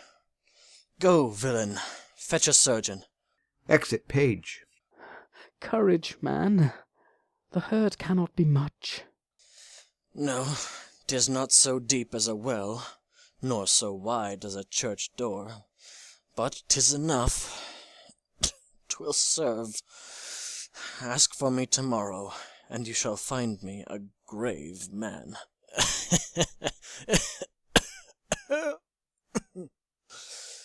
I am peppered, I warrant, for this world. A plague of both your houses. Zounds, a dog, a rat, a mouse, a cat to scratch a man to death. A braggart, a rogue, a villain, that fights by the book of arithmetic. Why the devil came you between us? I was hurt under your arm. I thought all for the best.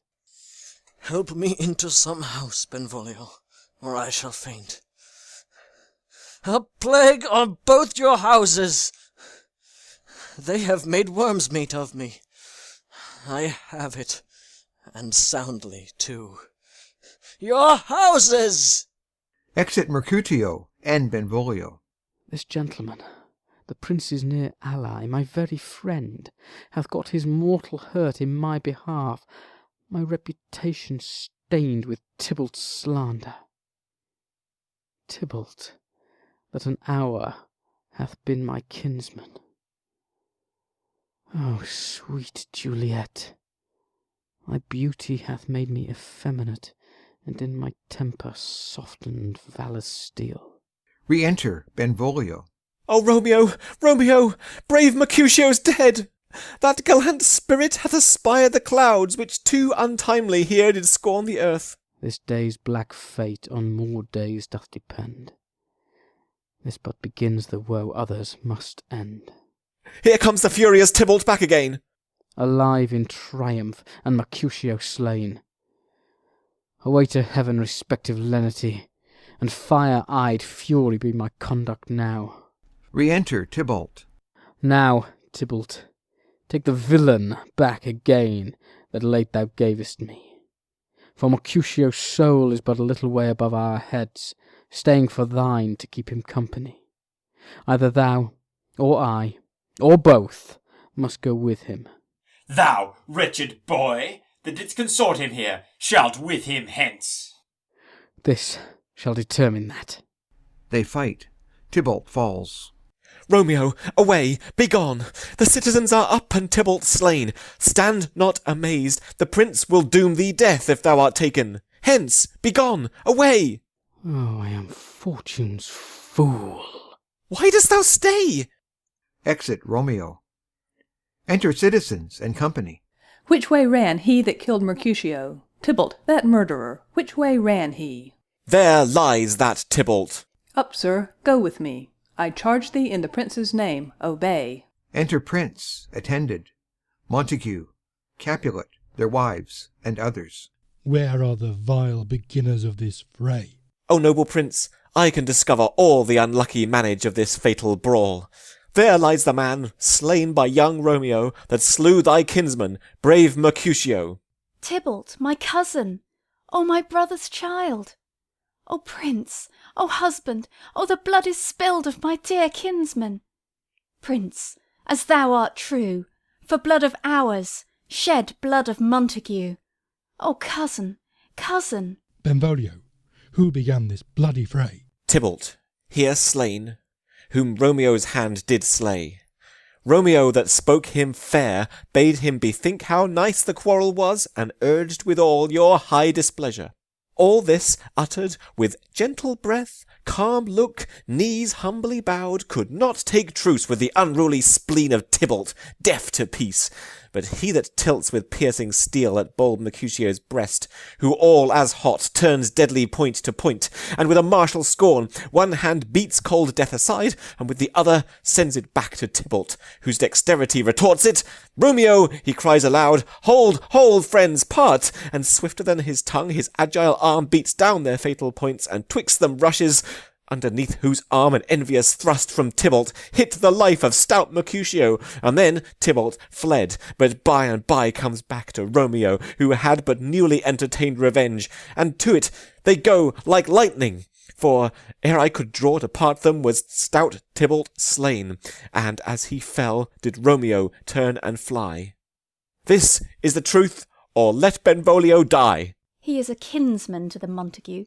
Affection makes him false, he speaks not true. Some 20 of them fought in this black strife, and all those 20 could but kill one life. I beg for justice, which thou, prince, must give. Romeo slew Tybalt. Romeo must not live. Romeo slew him. He slew Mercutio, who now the price of his dear blood doth owe. Not Romeo, prince. He was Mercutio's friend. His fault concludes but what the law should end, the life of Tybalt. And for that offence, immediately we do exile him hence. I have an interest in your hate's proceeding. My blood for your rude brawls doth lie a-bleeding. But I'll immerse you with so strong a fine, that you shall all repent the loss of mine. I will be deaf to pleading and excuses. No tears nor prayers shall purchase out abuses. Therefore use none. Let Romeo hence in haste, else where he is found, that hour is his last. Bear hence this body, and attend our will. mercy but murders, pardoning those that kill. Exeunt. Scene 2. A room in Capulet's house. Enter Juliet. Gallop apace, you fiery-footed steeds, towards Phoebus' lodging. Such a waggoner as Phaeton would whip you to the west, and bring in cloudy night immediately. Spread thy close curtain, love-performing night, that rude eyes may wink, and Romeo leap to these arms, untalked of and unseen. Lovers can see to do their amorous rites by their own beauties, or if love be blind, it best agrees with night. Come, civil night, thou sober-suited matron, all in black, and learn me how to lose a winning match played for a pair of stainless maidenhoods. Hood my unmanned blood, bating in my cheeks with thy black mantle, till strange love, grown bold, think true love acted simple modesty. Come, night, come, Romeo, come, thou day in night, for thou wilt lie upon the wings of night, whiter than new snow upon a raven's back. Come, gentle night, come, loving, black-browed night, give me my Romeo, and when he shall die, take him and cut him out in little stars, and he will make the face of heaven so fine that all the world will be in love with night, and pay no worship to the garish sun. Oh, I have bought the mansion of a love, but not possessed it, and though I am sold, not yet enjoyed. So tedious is this day as is the night before some festival to an impatient child that hath new robes and may not wear them. Oh, here comes my nurse, and she brings news, and every tongue that speaks but Romeo's name speaks heavenly eloquence. Enter Nurse with cords. Now, nurse, what news? What hast thou there? The cords that Romeo bid thee fetch? Ay, the cords. Throws them down. Ah me, what news? Why dost thou wring thy hands? Ah, well-a-day, he's dead, he's dead, he's dead. We are undone, lady, we are undone. Alack the day, he's gone, he's killed, he's dead. Can heaven be so envious? Romeo can, though heaven cannot. Oh, Romeo, Romeo, who would ever have thought it? Romeo! What devil art thou that dost torment me thus? This torture should be roared in dismal hell. Hath Romeo slain himself? Say thou but I, and that bare vowel I shall poison more than the death-darting eye of cockatrice. I am not I, if there be such an eye, or those eyes shut that make the answer I. If he be slain, say I, or if not, no. Brief sounds determine of my weal or woe. I saw the wound, I saw it with mine eyes. God save the mark, here, on his manly breast.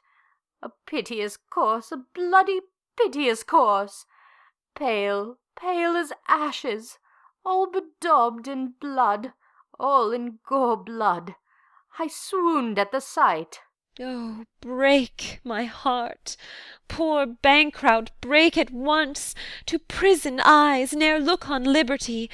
Vile earth, to earth resign, end motion here, and thou and Romeo press one heavy bier. Oh, Tybalt, Tybalt, the best friend I had. Oh, courteous Tybalt, honest gentleman, that ever I should live to see thee dead. What storm is this that blows so contrary? Is Romeo slaughtered, and is Tybalt dead? My dear loved cousin, and my dearer lord? Then dreadful trumpet sound the general doom, for who is living if those two are gone? Tybalt is gone, and Romeo banished. Romeo that killed him, he is banished. O God, did Romeo's hand shed Tybalt's blood? It did, alas, the day it did. O serpent heart hid with a flowering face, did ever dragon keep so fair a cave?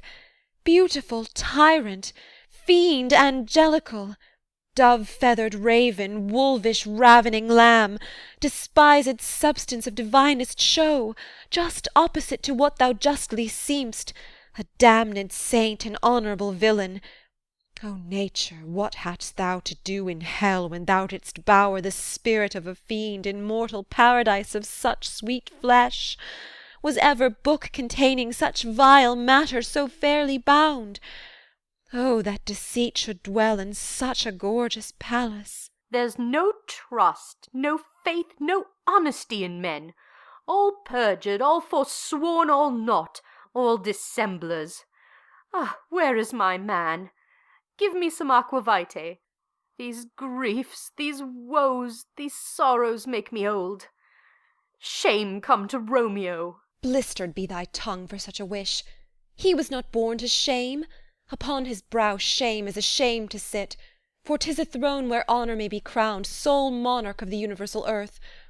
Oh, what a beast was I to chide at him! Will you speak well of him that killed your cousin? Shall I speak ill of him that is my husband? Ah, poor my lord, what tongue shall smooth thy name, when I, thy 3 hours' wife, have mangled it? But wherefore, villain, didst thou kill my cousin? That villain cousin would have killed my husband. Back, foolish tears, back to your native spring. Your tributary drops belong to woe, which you, mistaking, offer up to joy. My husband lives, that Tybalt would have slain, and Tybalt's dead, that would have slain my husband. All this is comfort. Wherefore weep I then? Some word there was, worser than Tybalt's death, that murdered me. I would forget it fain. But oh, it presses to my memory like damned guilty deeds to sinners' minds. Tybalt is dead, and Romeo banished. That banished, that one word banished, hath slain 10,000 Tybalts. Tybalt's death was woe enough if it had ended there, or if sour woe delights in fellowship, and needly will be ranked with other griefs. Why followed not, when she said Tybalt's dead, thy father or thy mother, nay, or both, which modern lamentation might have moved? But with a rearward following Tybalt's death, Romeo is banished.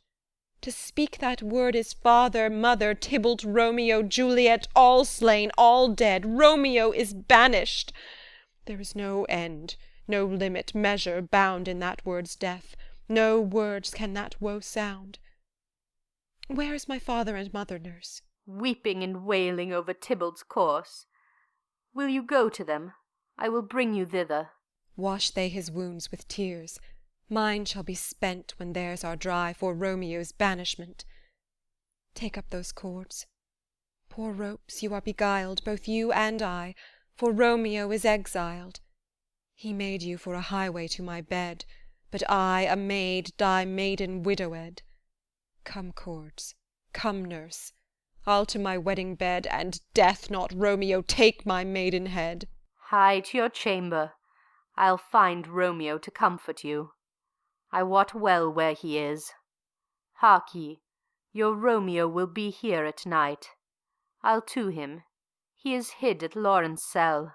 Oh, find him! Give this ring to my true knight, and bid him come to take his last farewell. Exeunt. Scene 3. Friar Lawrence's cell. Enter Friar Lawrence. Romeo, come forth. Come forth, thou fearful man. Affliction is enamoured of thy parts, and thou art wedded to calamity. Enter Romeo. Father, what news? What is the prince's doom? What sorrow craves acquaintance at my hand that I yet know not? Too familiar is my dear son with such sour company. I bring thee tidings of the prince's doom. What less than doomsday is the prince's doom? A gentler judgment vanished from his lips. Not body's death, but body's banishment. Ha! Banishment? Be merciful, say death. For exile hath more terror in his look, much more than death. Do not say banishment. Hence, from Verona art thou banished. Be patient, for the world is broad and wide. There is no world without Verona's walls, but purgatory, torture, hell itself.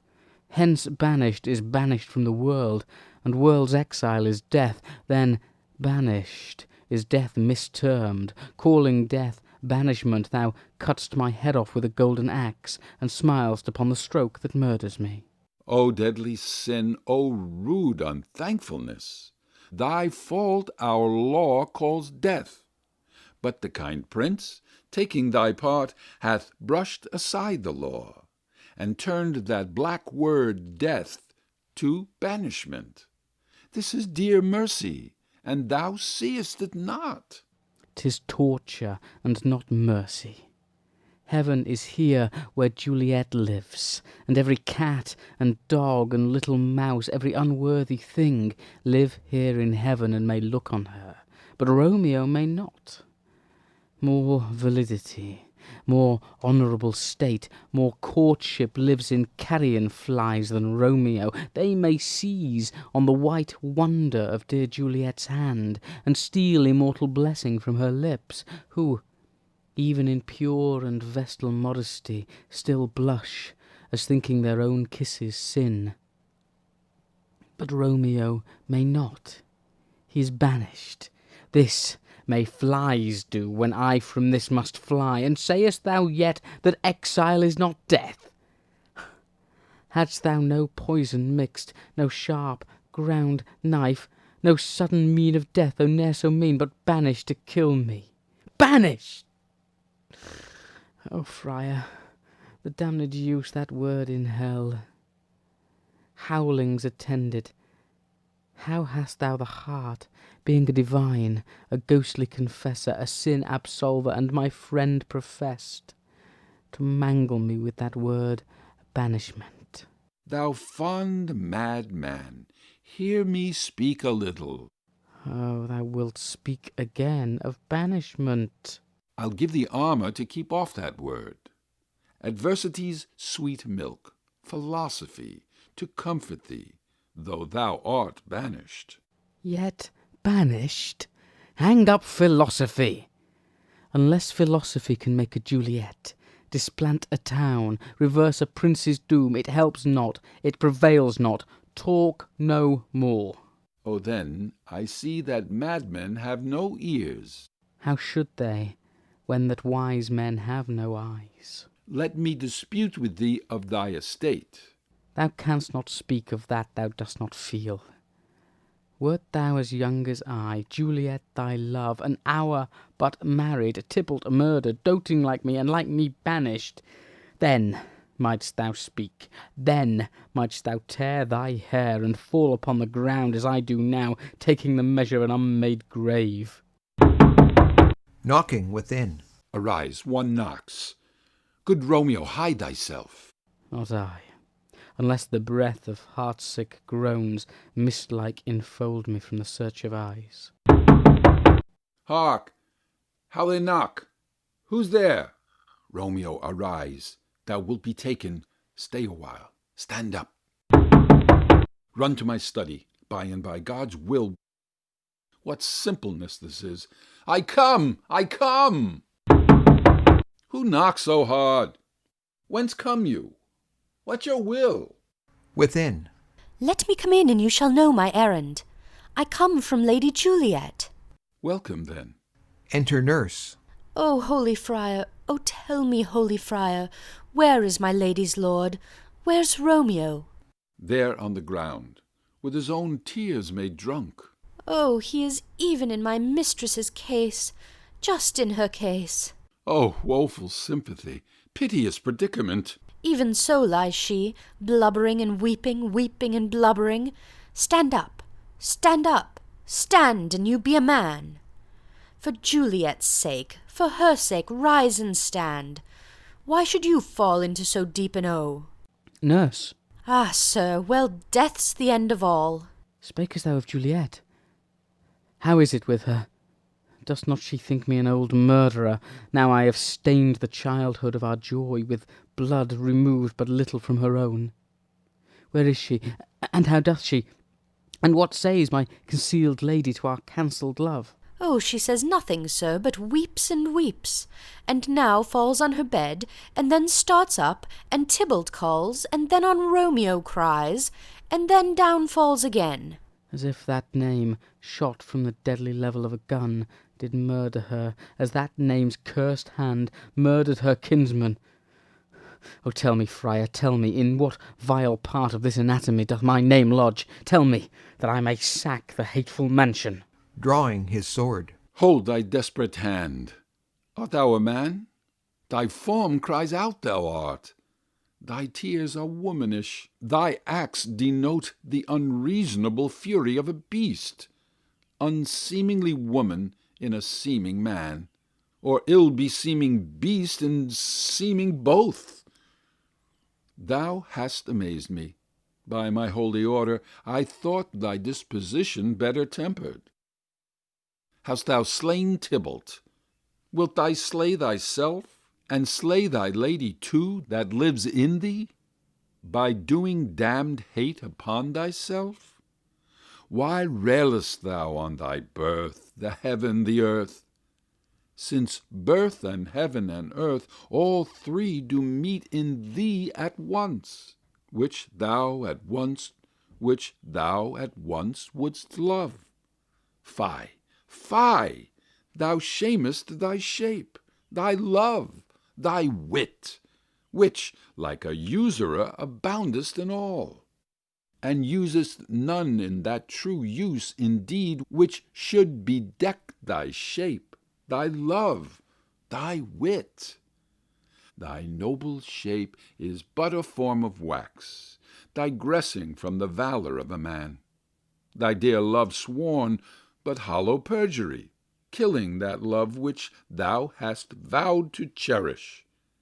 Thy wit, that ornament to shape and love, misshapen in the conduct of them both, like powder in a skilless soldier's flask, is set afire by thine own ignorance, and thou dismembered with thine own defence. What? Rouse thee, man. Thy Juliet is alive, for whose dear sake thou wast but lately dead. There art thou happy. Tybalt would kill thee, but thou slewest Tybalt. There art thou happy too. The law that threatened death becomes thy friend, and turns it to exile. There art thou happy. A pack of blessings lights upon thy back. Happiness courts thee in her best array. But, like a misbehaven and sullen wench, thou poutest upon the future and thy love. Take heed, for such die miserable. Go, get thee to thy love as was decreed. Ascend her chamber hence, and comfort her. But look, thou stay not till the watch be set, for then thou canst not pass to Mantua, where you shalt live till we can find a time to blaze your marriage, reconcile your friends, beg pardon of the prince, and call thee back with 200,000 times more joy than thou wentst forth in lamentation. Go before, nurse, commend me to thy lady, and bid her hasten all the house to bed, which heavy sorrow makes them apt unto. Romeo is coming. O Lord, I could have stayed here all the night to hear good counsel. Oh, what learning is! My lord, I'll tell my lady you will come. Do so, and bid my sweet prepare to chide. Here, sir, a ring she bid me give you, sir. Hie you, make haste, for it grows very late. Exit. How well my comfort is revived by this. Go hence, good knight, and here stands all your state. Either be gone before the watch is set, or by the break of day disguised from hence sojourn in Mantua. I'll find out your man, and he shall signify from time to time every good hap to you that chances here. Give me your hand. 'Tis late. Farewell. Good night. But that a joy past joy calls out on me, it were a grief so brief to part with thee. Farewell. Exit. Scene 4. A room in Capulet's house. Enter Capulet, Lady Capulet, and Paris. Things have fallen out, sir, so unluckily that we have had no time to move our daughter. Look you, she loved her kinsman Tybalt dearly, and so did I. Well, we were born to die. 'Tis very late. She'll not come down to-night. I promise you, but for your company, I would have been in bed an hour ago. These times of woe afford no tune to woo. Madam, good night. Commend me to your daughter. I will, and know her mind early tomorrow. Tonight she's mewed up to her heaviness. Sir Paris, I will make a desperate tender of my child's love. I think she will be ruled in all respects by me. Nay, more, I doubt it not. Wife, go you to her ere you go to bed. Acquaint her here of my son Paris's love, and bid her, mark you me, on Wednesday next. But soft, what day is this? Monday, my lord. Monday. Ah, well, Wednesday is too soon. Thursday let it be. A Thursday, tell her. She shall be married to this noble earl. Will you be ready? Do you like this haste? We'll keep no great ado, a friend or two.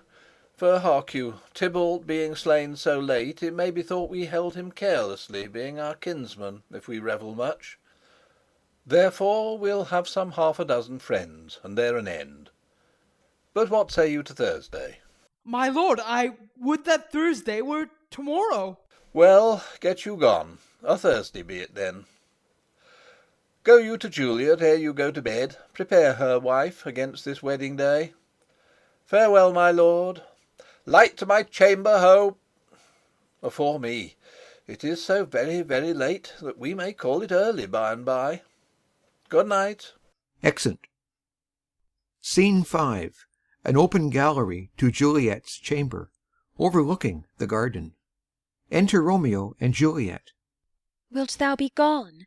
It is not yet near day.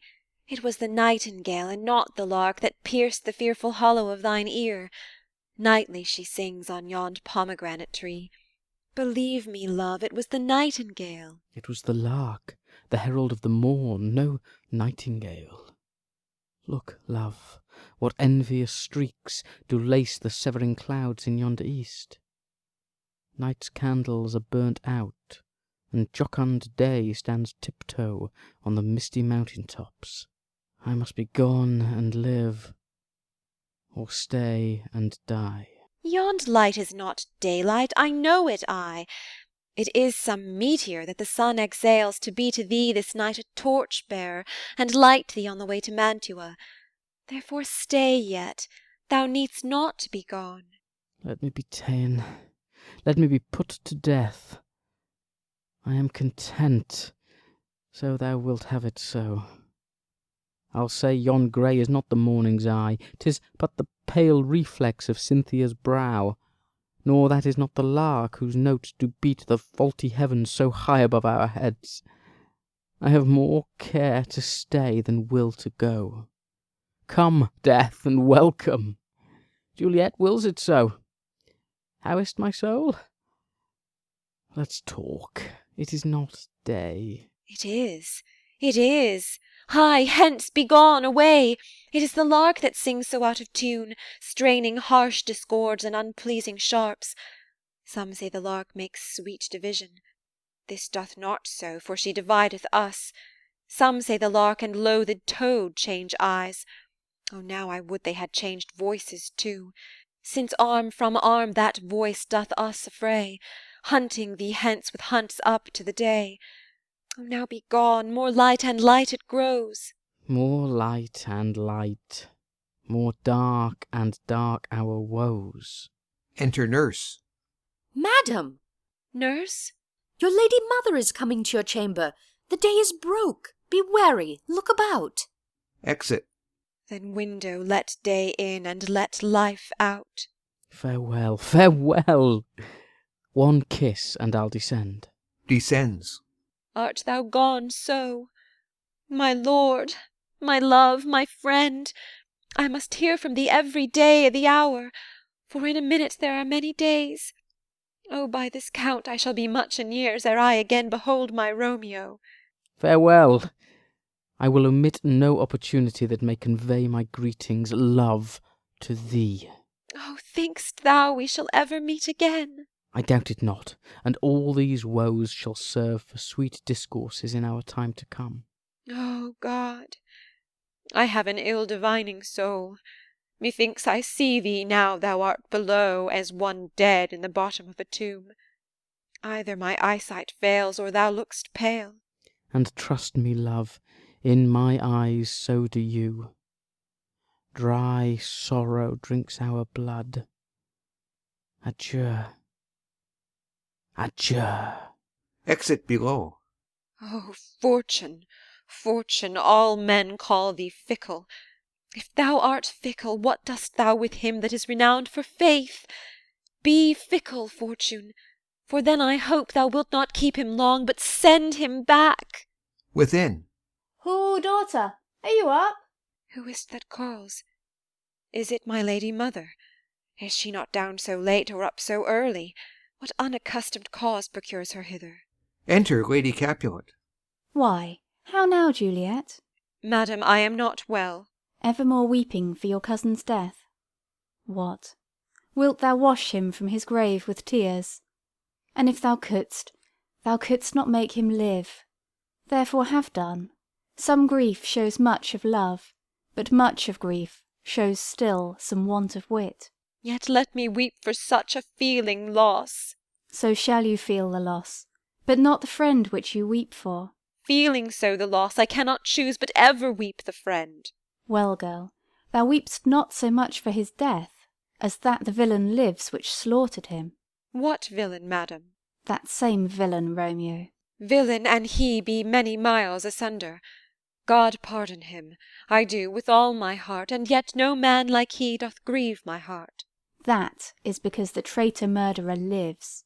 I, madam, from the reach of these my hands, would none but I might venge my cousin's death. We will have vengeance for it, fear thou not. Then weep no more. I'll send to one in Mantua, where that same banished runagate doth live. Shall give him such an unaccustomed dram, that he shall soon keep Tybalt company. And then, I hope, thou wilt be satisfied. Indeed, I never shall be satisfied with Romeo till I behold him dead. Is my poor heart so for a kinsman vexed?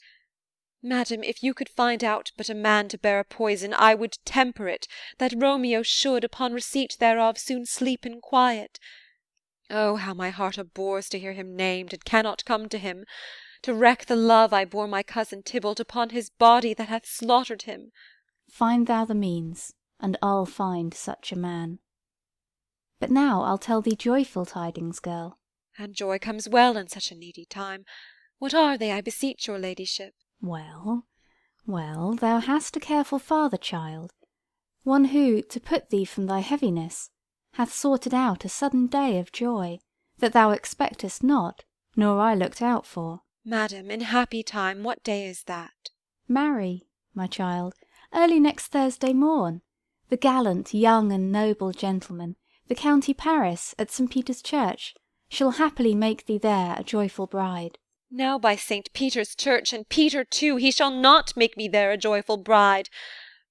I wonder at this haste, that I must wed ere he that should be husband comes to woo. I pray you tell my lord and father, madam, I will not marry yet, and when I do, I swear it shall be Romeo, whom you know I hate, rather than Paris. These are news indeed. Here comes your father. Tell him so yourself, and see how he will take it at your hands. Enter Capulet and nurse. When the sun sets, the air doth drizzle dew, but for the sunset of my brother's son it rains downright. How now, a candid girl, what, still in tears? Evermore showering? In one little body thou counterfeit'st a bark, a sea, a wind. For still thy eyes, which I may call the sea, do ebb and flow with tears. The bark thy body is, sailing in this salt flood. The winds thy sighs, who, raging with thy tears, and they with them, without a sudden calm, will overset thy tempest-tossed body. How now, wife, have you delivered to her our decree? Ay, sir, but she will none, she gives you thanks. I would the fool were married to her grave. Soft, take me with you, wife. How? Will she none? Doth she not give us thanks? Is she not proud? Doth she not count her blessed, unworthy as she is? that we have wrought so worthy a gentleman to be her bridegroom? Not proud you have, but thankful that you have. Proud can I never be of what I hate, but thankful even for hate that is meant love. How now, chop logic? What is this? Proud, and I thank you, and I thank you not, and yet not proud? Mistress Minion, you thank me no thankings, nor proud me no prouds. But fettle your fine joints 'gainst Thursday next, to go with Paris to St. Peter's Church, or I will drag thee on a hurdle thither. Out, you green sickness carrion, out, you baggage, you tallow face. Fie, what are you, mad? Good father, I beseech you on my knees, hear me with patience but to speak a word. Hang thee, young baggage, disobedient wretch. I tell thee what, get thee to church o' Thursday, or never after look me in the face. Speak not, reply not, do not answer me. My fingers itch. Wife, we scarce thought us blessed that God had lent us but this only child, but now I see this one is one too much, and that we have a curse in having her. Out on her, Hilding. God in heaven bless her. You are to blame, my lord, to rate her so. And why, my Lady Wisdom? Hold your tongue. Good Prudence, smatter with your gossips. Go. I speak no treason. Oh, God ye goodden. May not one speak? Peace, you mumbling fool. Utter your gravity or a gossip's bowl, for here we need it not. You are too hot. God's bread, it makes me mad. Day, night, hour, time, tide, work, play, alone, in company, still my care hath been to have her matched. And having now provided a gentleman of noble parentage, of fair demeans, youthful, and nobly trained, stuffed, as they say, with honourable parts, proportioned as one's heart would wish a man. And then to have a wretched puling fool, a whining mammet in her fortune's tender, to answer, I'll not wed, I cannot love, I am too young, I pray you pardon me. But an you will not wed, I'll pardon you. Graze where you will, you shall not house with me. Look to't, think on't, I do not use to jest. Thursday is near. Lay hand on heart, advise, and you be mine. I'll give you to my friend. And you be not, hang, beg, starve, die i' the streets, for by my soul I'll ne'er acknowledge thee, nor what is mine shall never do thee good. Trust to't, bethink you, I'll not be forsworn. Exit. Is there no pity sitting in the clouds that sees into the bottom of my grief? O sweet my mother, cast me not away. Delay this marriage for a month, a week, or if you do not, make the bridal bed in that dim monument where Tybalt lies. Talk not to me, for I'll not speak a word. Do as thou wilt, for I have done with thee. Exit. O God! O nurse, how shall this be prevented? My husband is on earth, my faith in heaven. How shall that faith return again to earth, unless that husband send it me from heaven by leaving earth?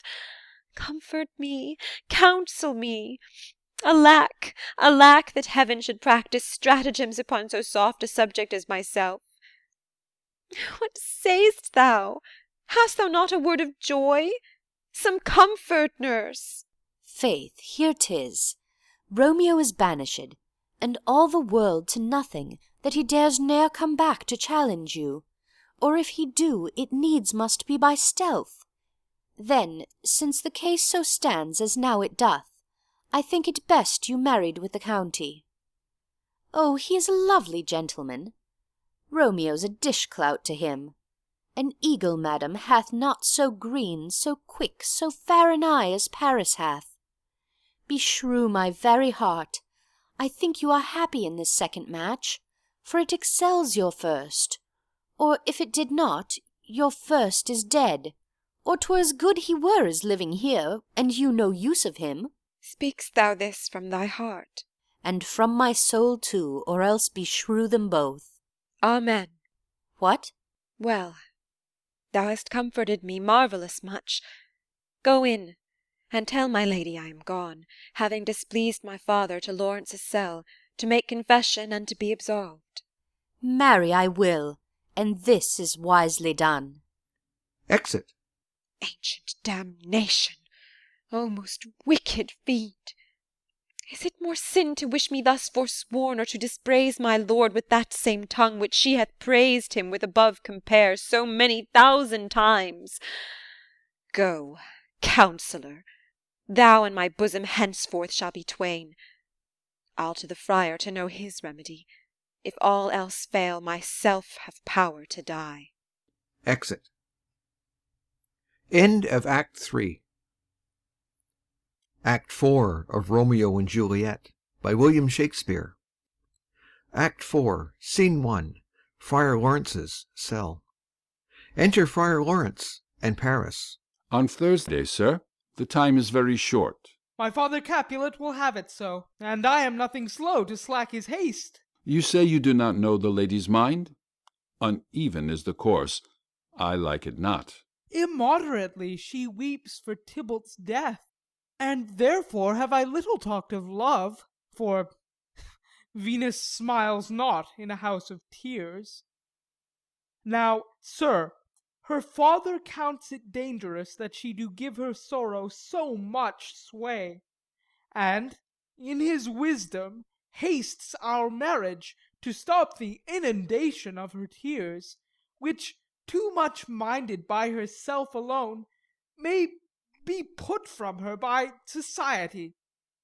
Now do you know the reason of this haste? Aside. I would I knew not why it should be slowed. Look, sir, here comes the lady towards my cell. Enter Juliet. Happily met, my lady and my wife. That may be, sir, when I may be a wife. That may must be, love, on Thursday next. What must be shall be. That's a certain text. Come you to make a confession to this father? To answer that, I should confess to you. Do not deny to him that you love me. I will confess to you that I love him. So will ye, I am sure, that you love me. If I do so, it will be of more price being spoke behind your back than to your face. Poor soul, thy face is much abused with tears. The tears have got small victory by that, for it was bad enough before their spite. Thou wrong'st it more than tears with that report. That is no slander, sir, which is a truth, and what I spake it to my face. Thy face is mine, and thou hast slandered it. It may be so, for it is not mine own. Are you at leisure, Holy Father, now, or shall I come to you at evening mass? My leisure serves me, pensive daughter, now. My lord, we must entreat the time alone. God shield I should disturb devotion. Juliet, on Thursday early will I rouse you. Till then, adieu, and keep this holy kiss. Exit. Oh, shut the door, and when thou hast done so, come weep with me, past hope, past cure, past help. Ah, Juliet, I already know thy grief. It strains me past the compass of my wits. I hear thou must, and nothing may prorogue it.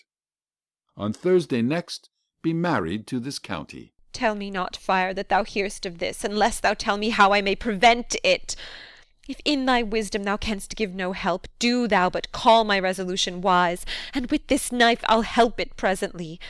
God joined my heart and Romeo's, thou our hands, and ere this hand by thee to Romeo's sealed shall be the label to another deed, or my true heart with treacherous revolt turn to another, this shall slay them both. Therefore, out of thy long experienced time, give me some present counsel, or behold, twixt my extremes and me, this bloody knife shall play the empire, arbitrating that which the commission of thy years and art could to no issue of true honour bring. Be not so long to speak, I long to die, if what thou speak'st speak not of remedy. Hold, daughter, I do spy a kind of hope, which craves as desperate an execution as that is desperate which we would prevent. If, rather than to marry County Paris, thou hast the strength of will to slay thyself, then it is likely thou wilt undertake a thing like death, to chide away the shame, that copst with death himself to scrape from it.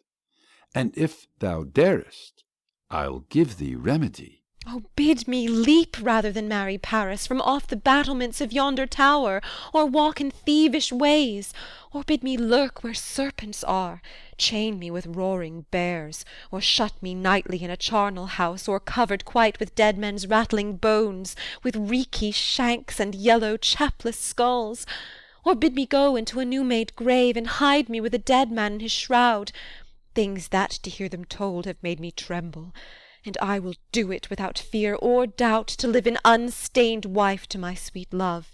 Hold then. Go home, be merry, give consent to marry Paris. Wednesday is tomorrow. Tomorrow night, look that thou lie alone. Let not thy nurse lie with thee in thy chamber. Take thou this vial. Be then in bed, and this distilled liquor drink thou off, when presently through all thy veins shall run a cold and drowsy humour, for no pulse shall keep his native progress, but surcease. No warmth, no breath shall testify thou livest. The roses in thy lips and cheeks shall fade to paly ashes. Thy eyes' windows fall like death when he shuts up the day of life. Each part, deprived of subtle government, shall, stiff and stark and cold, appear like death. And in this borrowed likeness of shrunk death thou shalt continue 42 hours, and then awake as from a pleasant sleep. Now, when the bridegroom in the morning comes to rise thee from thy bed, there art thou dead. Then, as the manner of our country is, in thy best robes, uncovered on the bier, thou shalt be borne to the same ancient vault where all the kindreds of the Capulets lie. In the meantime, against thou should awake, shall Romeo by my letters know our drift, and hither shall he come, and he and I will watch thy waking, and that very night shall Romeo bear thee hence to Mantua. And this shall free thee from this present shame, if no inconstant toy nor womanish fear abate thy valour in the acting it. Give me, oh, tell me not of fear. Hold, get you gone. Be strong and prosperous in this resolve. I'll send a friar with speed to Mantua, with my letters to thy lord. Love, give me strength, and strength shall help afford. Farewell, dear father. Exit. Scene 2. Hall in Capulet's house. Enter Capulet, Lady Capulet, nurse, and servants. So many guests invite as here are writ. Exit first servant. Sirrah, go hire me 20 cunning cooks. You shall have none ill, sir, for I'll try if they can lick their fingers.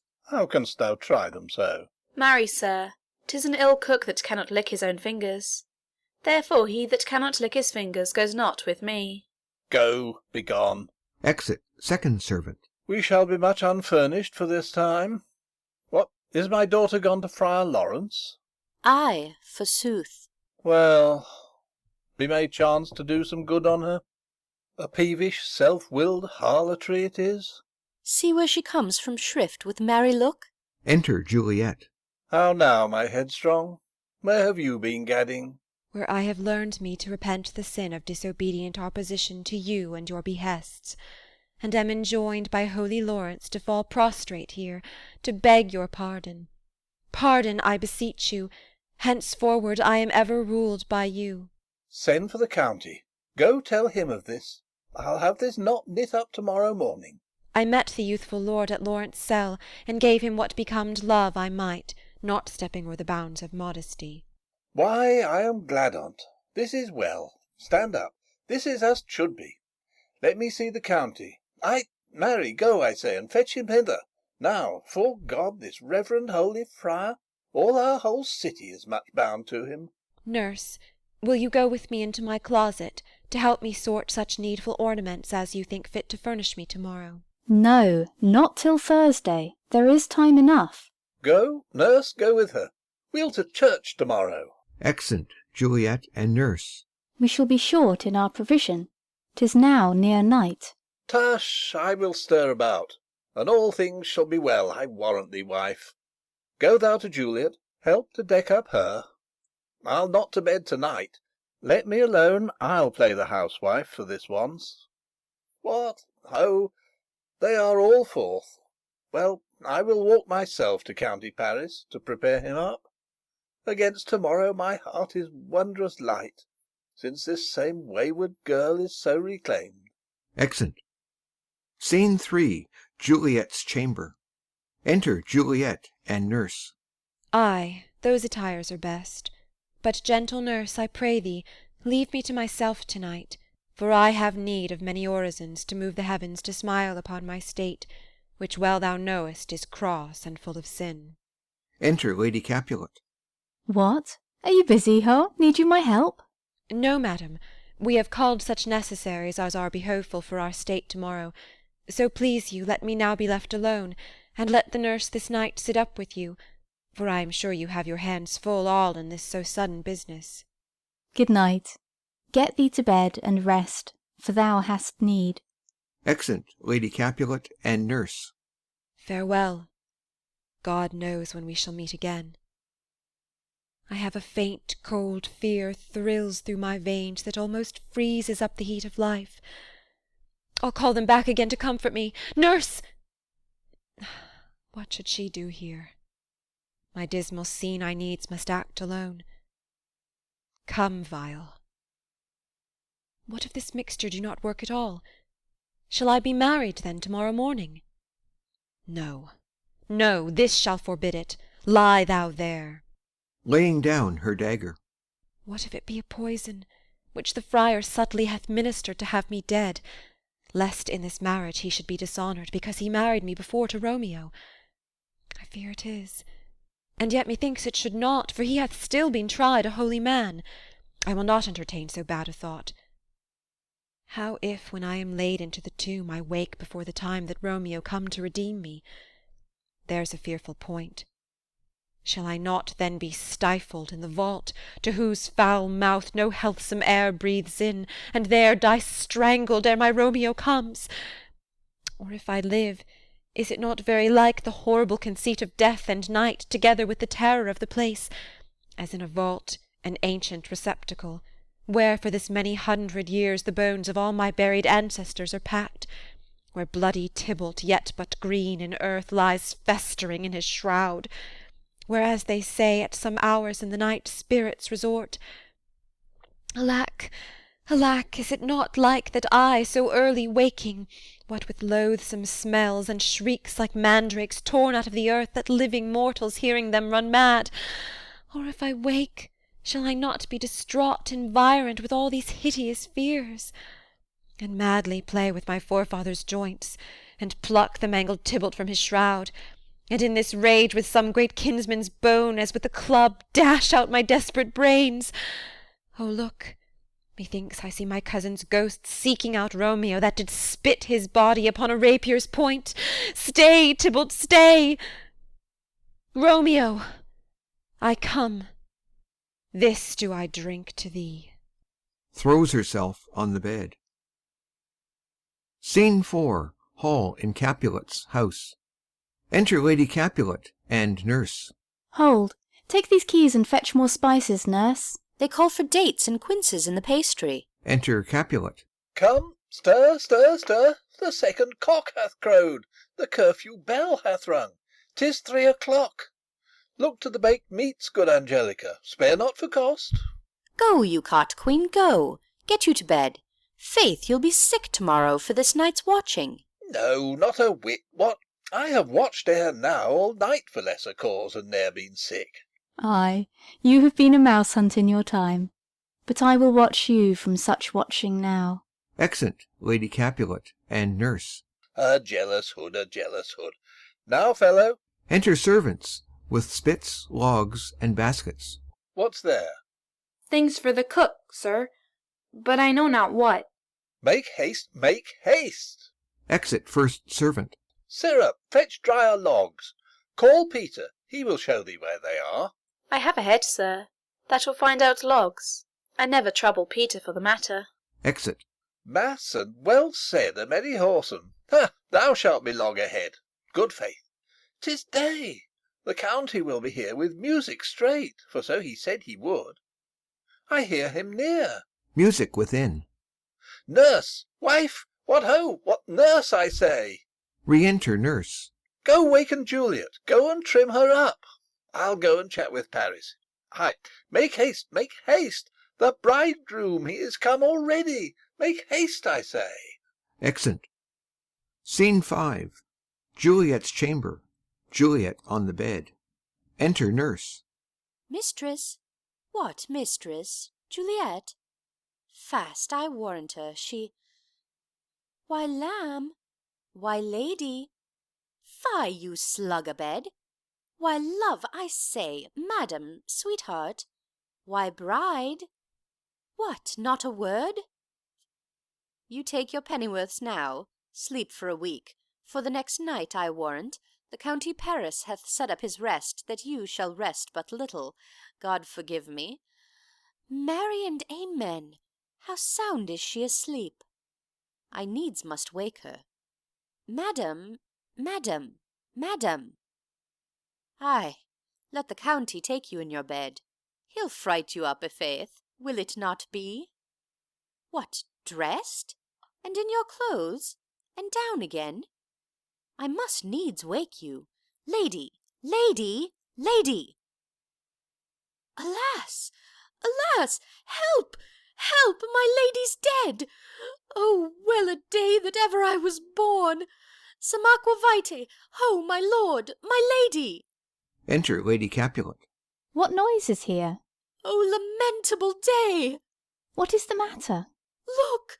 Look! Oh, heavy day! Oh me! Oh me, my child, my only life! Revive! Look up, or I will die with thee! Help! Help! Call help! Enter Capulet.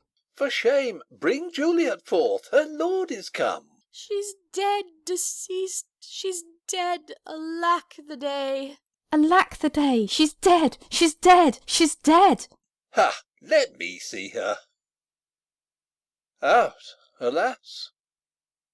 She's cold. Her blood is settled, and her joints are stiff. Life and these lips have long been separated. Death lies on her like an untimely frost upon the sweetest flower of all the field. Accursed time! Unfortunate old man! Oh, lamentable day! Oh, woeful time! Death, that hath ta'en her hence to make me wail, ties up my tongue, and will not let me speak. Enter Friar Lawrence and Paris, with musicians. Come, is the bride ready to go to church? Ready to go, but never to return. O son, the night before thy wedding day hath death lain with thy bride. There she lies, flower as she was, deflowered by him. Death is my son-in-law, death is my heir, my daughter he hath wedded. I will die and leave him all. Life, living, all is death's. Have I thought long to see this morning's face? And doth it give me such a sight as this? Accursed, unhappy, wretched, hateful day! Most miserable hour that e'er time saw in lasting labour of his pilgrimage. But one poor and loving child, but one thing to rejoice and solace in, and cruel death hath catched it from my sight. Oh, woe! Oh, woeful, woeful, woeful day! Most lamentable day, most woeful day that ever I did yet behold! Oh day, oh day, oh day, oh hateful day! Never was seen so black a day as this! Oh woeful day, oh woeful day! Beguiled, divorced, wronged, spited, slain! Most detestable death, by thee beguiled, by cruel thee quite overthrown! O love, Oh, life! Not life, but love in death! Despised, distressed, hated, martyred, killed. Uncomfortable time, why com'st thou now to murder our solemnity? O child, my soul and not my child, dead art thou, dead. Alack, my child is dead, and with my child my joys are buried. Peace, ho, for shame! Confusion's cure lives not in these confusions. Heaven and yourself had part in this fair maid. Now heaven hath all, and all the better it is for the maid. Your part in her you could not keep from death, but heaven keeps his part in eternal life. And most you sought was her promotion, for 'twas your heaven she should be advanced. And weep ye now, seeing she is advanced above the clouds, as high as heaven itself? Oh, in this love you love your child so ill that you run mad, seeing that she is well. She's not well married that lives married long, but she's best married that dies married young. Dry up your tears, and stick your rosemary on this fair corse, and, as the custom is, in all her best array, bear her to church. For though fond nature bids us all lament, yet nature's tears are reason's merriment. All things that we ordain festival turn from their office to black funeral. Our instruments to melancholy bells, our wedding cheer to a sad burial feast, our solemn hymns to sullen dirges change, our bridal flowers serve for a buried corse, and all things change them to the contrary. Sir, go you in, and madam, go with him, and go, Sir Paris. Every one prepare to follow his fair course into her grave. The heavens do lower upon you for some ill. Move them no more by crossing their high will. Exeunt Capulet, Lady Capulet, Paris, and Friar. Faith, we may put up our pipes and be gone. Honest good fellows, put up, for well you know this is a pitiful case. Exit. Ay, by my troth, the case may be amended. Enter Peter. Musicians, O musicians! Heart's ease, heart's ease! Oh, and you will have me live, play heart's ease. Why heart's ease? O musicians, because my heart itself plays, my heart is full of woe. Oh, play me some merry dump to comfort me. Not a dump, 'tis no time to play now. You will not, then? No. I will then give it you soundly. What will you give us? No money on my face, but the gleek. I will give you the minstrel. Then will I give you the serving creature.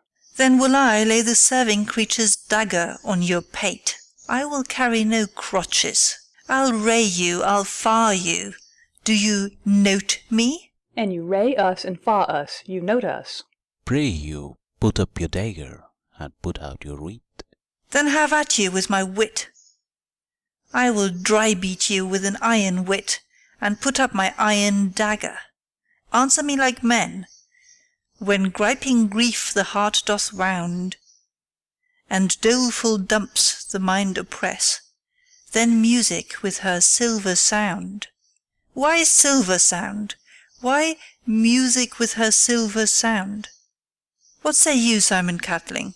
Marry, sir, because silver hath a sweet sound. Pretty. What say you, Hugh Rebeck? I say silver sound, because musicians sound for silver. Pretty too. What say you, James Soundpost? Faith, I know not what to say. Oh, I cry you mercy, you are the singer. I will say for you. It is music with her silver sound, because musicians have no gold for sounding. Then music with her silver sound, with speedy help, doth lend redress. Exit. What a pestilent knave is this same! Hang him, Jack.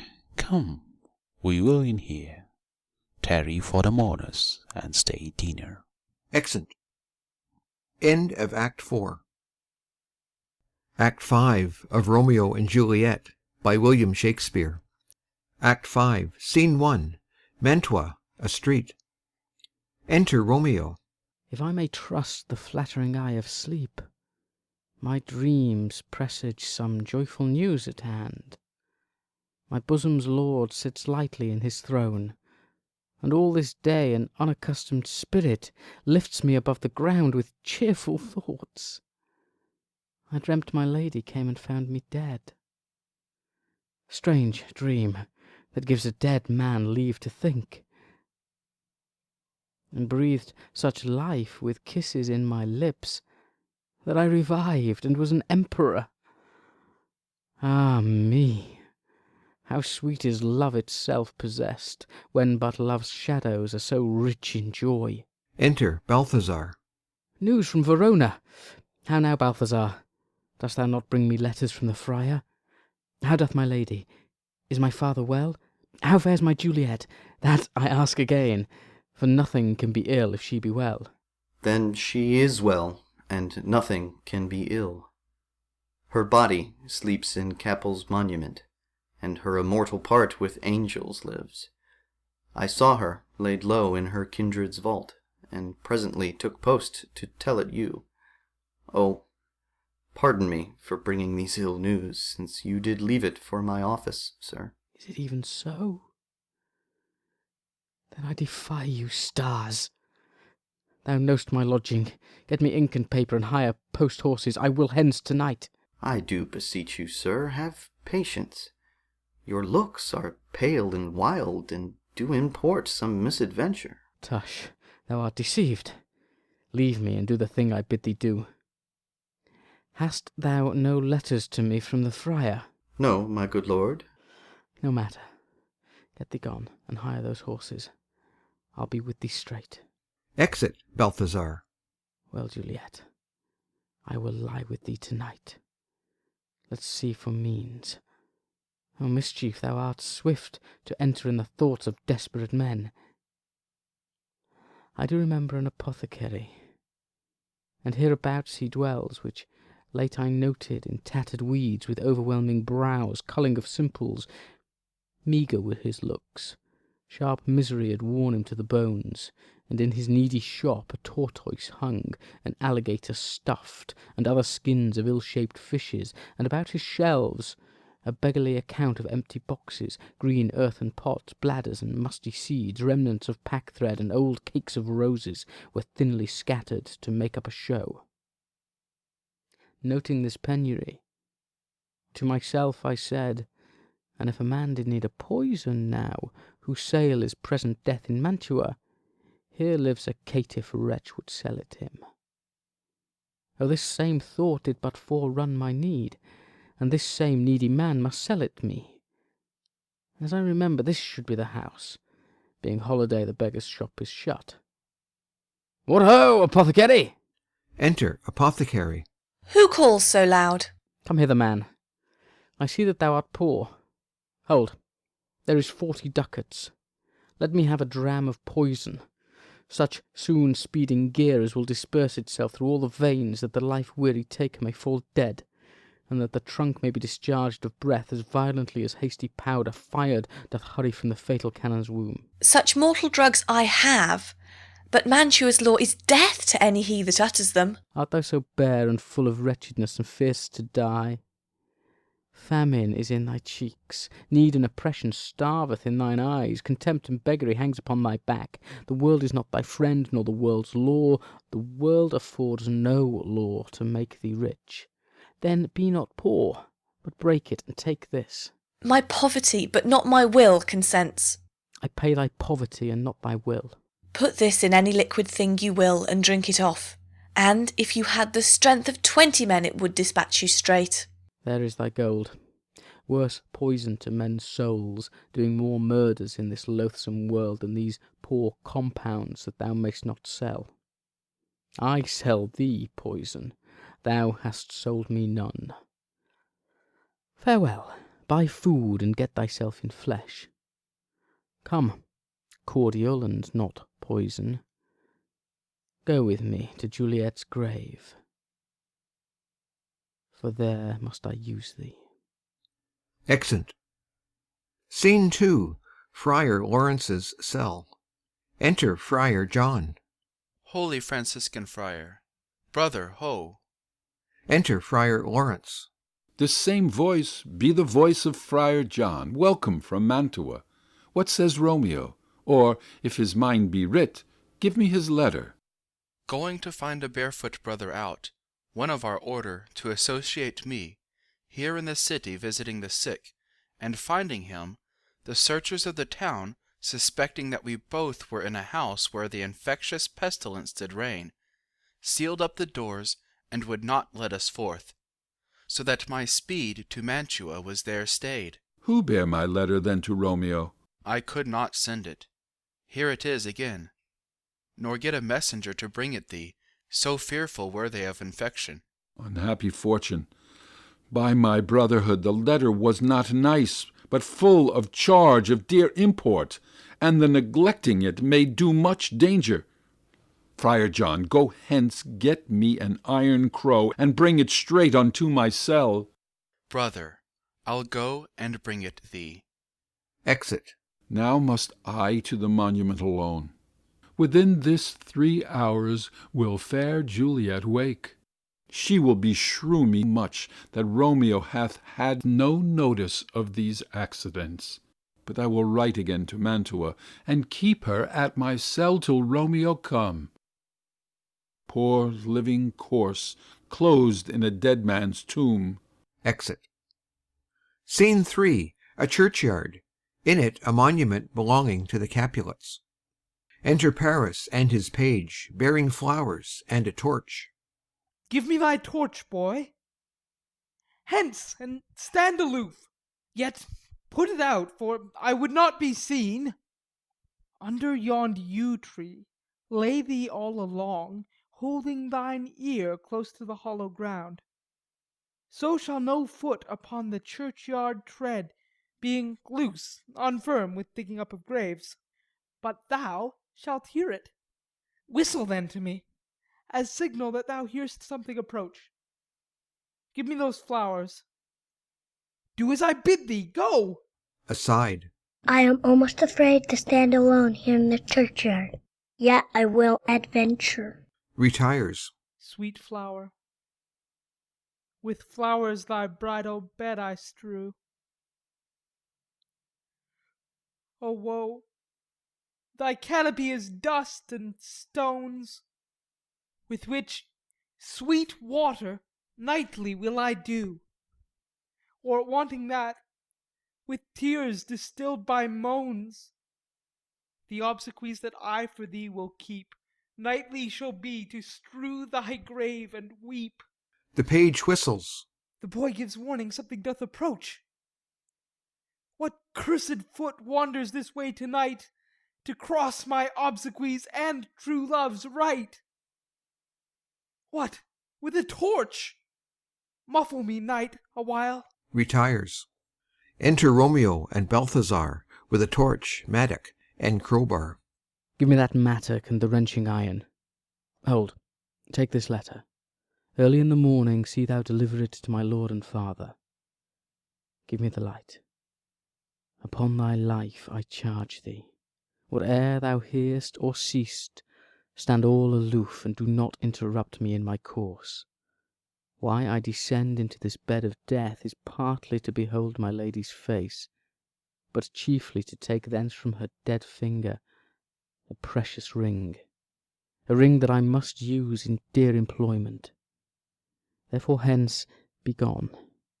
But if thou, jealous, dost return to pry in what I further shall intend to do, by heaven, I will tear thee joint by joint, and strew this hungry churchyard with thy limbs. The time and my intents are savage wild, more fierce and more inexorable far than empty tigers or the roaring sea. I will be gone, sir, and not trouble you. So shalt thou show me friendship.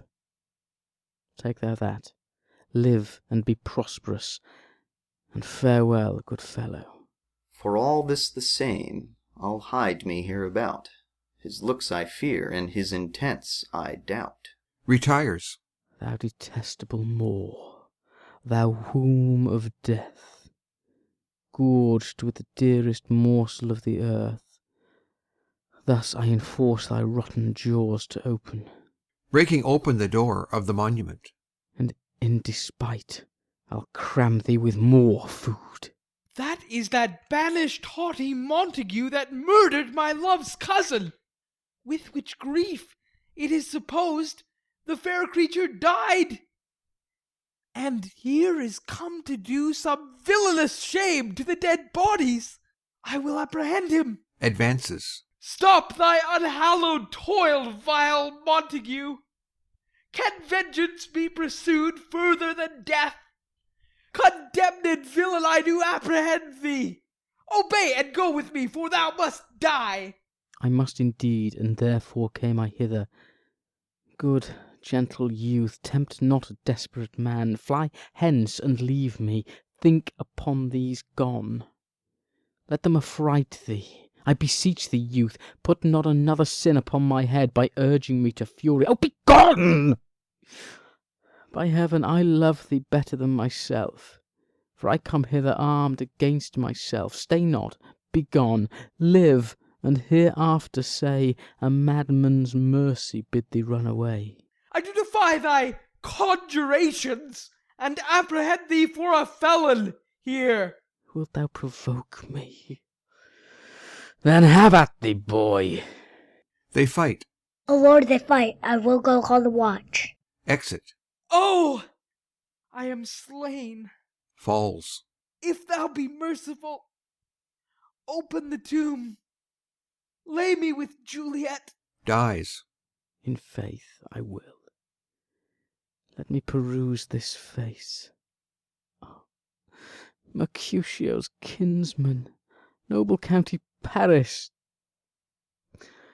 What said my man when my betossed soul did not attend him as we rode? I think he told me Paris should have married Juliet. Said he not so? Or did I dream it so? Or am I mad, hearing him talk of Juliet, to think it was so?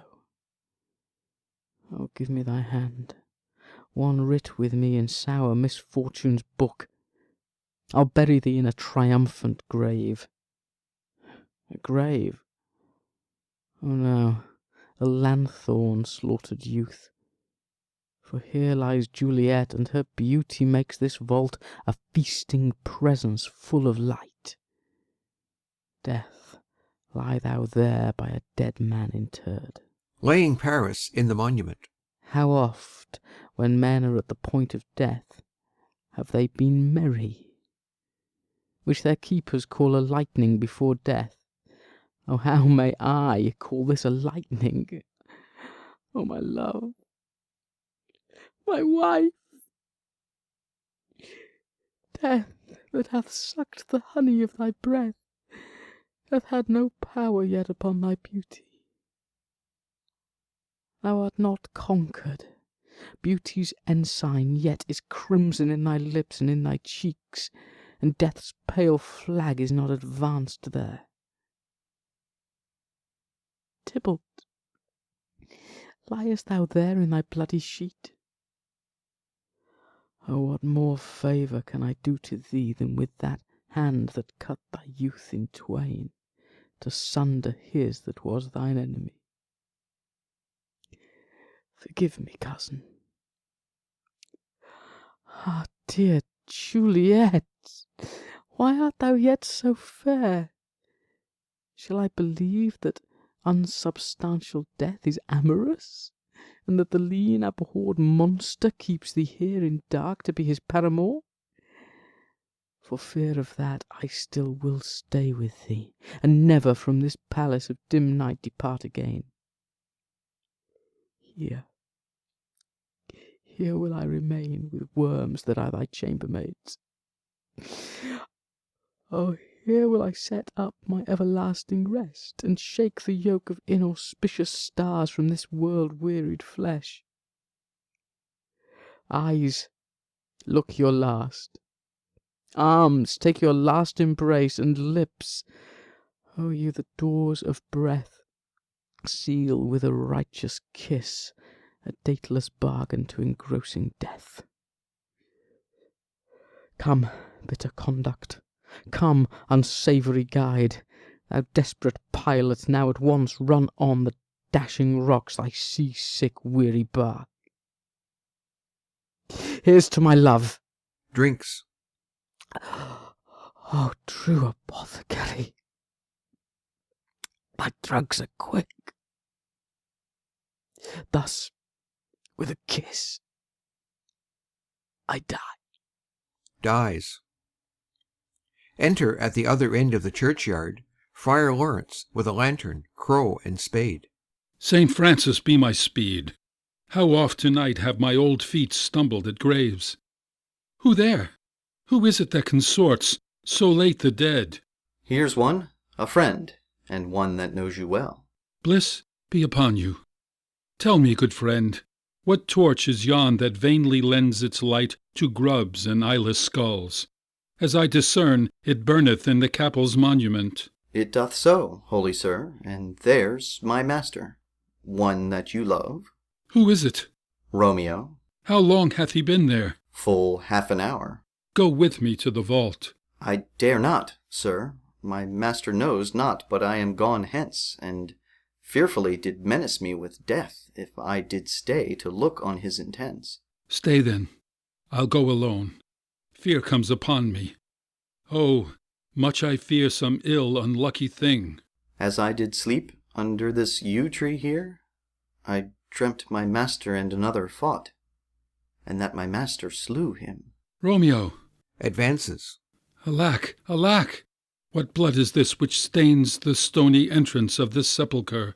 What mean these masterless and gory swords to lie discoloured by this palace of peace? Enters the monument. Romeo, oh pale! Who else? What? Paris too? And steeped in blood? Ah, what an unkind hour is guilty of this lamentable chance! The lady stirs. Juliet wakes and stirs. O comfortable friar, where is my lord? I do remember well where I should be, and there I am. Where is my Romeo? Noise within. I hear some noise. Lady, come from that nest of death, contagion, and unnatural sleep. A greater power than we can contradict hath thwarted our intents. Come, come away. Thy husband in thy bosom there lies dead. And Paris too. Come, I'll dispose of thee among a sisterhood of holy nuns. Stay not to question, for the watch is coming. Come. Go, good Juliet. Noise within. I dare no longer stay. Go, get thee hence, for I will not away. Exit Friar Lawrence. What's here? A cup closed in my true love's hand. Poison, I see, hath been his timeless end. O churl, drunk all, and left no friendly drop to help me after. I will kiss thy lips. Haply some poison yet doth hang on them to make me die with a restorative. Kisses him. Thy lips are warm. Within. Lead, boy. Which way? Yea, noise. Then I'll be brief. O happy dagger! Snatching Romeo's dagger. This is thy sheath. Stabs herself. There rest, and let me die. Falls on Romeo's body and dies. Enter Watch with the page of Paris. This is the place, there where the torch doth burn. The ground is bloody. Search about the churchyard. Go, some of you, where you find attach. Exit some of the watch. Oh, pitiful sight. Here lies the county slain, and Juliet bleeding, warm and newly dead, who here hath lain these 2 days buried. Go, tell the prince, run to the Capulets, raise up the Montagues, some others search. Exit others of the watch. We see the ground whereon these woes do lie, but the true ground of all these piteous woes we cannot without circumstance descry. Re-enter some of the watch with Balthazar. Here's Romeo's man. We found him in the churchyard. Hold him in safety till the prince come hither. Re-enter others of the watch with Friar Lawrence. Here is a friar that trembles, sighs, and weeps. We took this mattock and this spade from him, as he was coming from this churchyard side. A great suspicion. Stay the friar too. Enter prince and attendants. What misadventure is so early up, that calls our person from our morning's rest? Enter Capulet, Lady Capulet, and others. What should it be that they so shriek abroad? The people in the street cry Romeo, some Juliet, and some Paris, and all run with open outcry toward our monument. What fear is this which startles in our ears? Sovereign, here lies the county Paris slain, and Romeo dead, and Juliet dead before, warm and new killed. Search, seek, and know how this foul murder comes. Here is a friar, and slaughtered Romeo's man, with instruments upon them fit to open these dead men's tombs. Oh, heaven! Oh, wife! Look how our daughter bleeds. This dagger hath misstained for, lo, his house is empty on the back of Montague, and it missheathed in my daughter's bosom. Oh me, this sight of death is as a bell that warns my old age to a sepulchre. Enter Montague and others. Come, Montague, for thou art early up, to see thy son and heir more early down. Alas, my liege, my wife is dead to-night. Grief of my son's exile hath stopped her breath. What further woe conspires against mine age? Look, and thou shalt see. O thou untaught! What manners is in this, to press before thy father to a grave? Seal up the mouth of outrage for a while, till we can clear these ambiguities, and know their spring, their head, their true descent. And then will I be general of your woes, and lead you even to death. Meantime, forbear, and let mischance be slave to patience. Bring forth the parties of suspicion.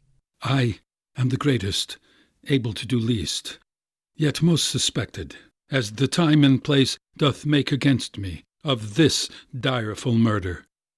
And here I stand, both to impeach and purge myself condemned, and myself excused. Then say at once what thou dost know in this. I will be brief, for my short date of breath is not so long as is a tedious tale.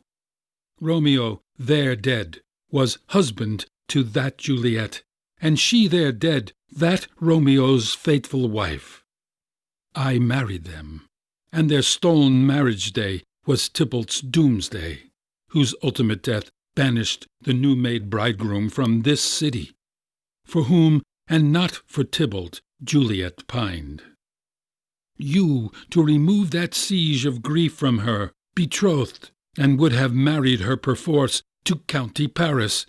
Then she comes to me, and with wild looks bid me devise some means to rid her of this second marriage, or in my cell there would she kill herself. Then gave her I, so tutored by my art, a sleeping potion, which so took effect as I intended, for it wrought on her the form of death. Meantime I writ to Romeo that he should hither come as this dire night, to help to take her from her borrowed grave, being the time the potion's force should cease. But he who bore my letter, Friar John, was stayed by accident, and yesternight returned my letter back. Then all alone, at the prefixed hour of her waking, came I to take her from her kindred's vault, meaning to keep her closely at my cell till I conveniently could send to Romeo. And when I came, some minute ere the time of her waking, here untimely lay the noble Paris, and true Romeo dead.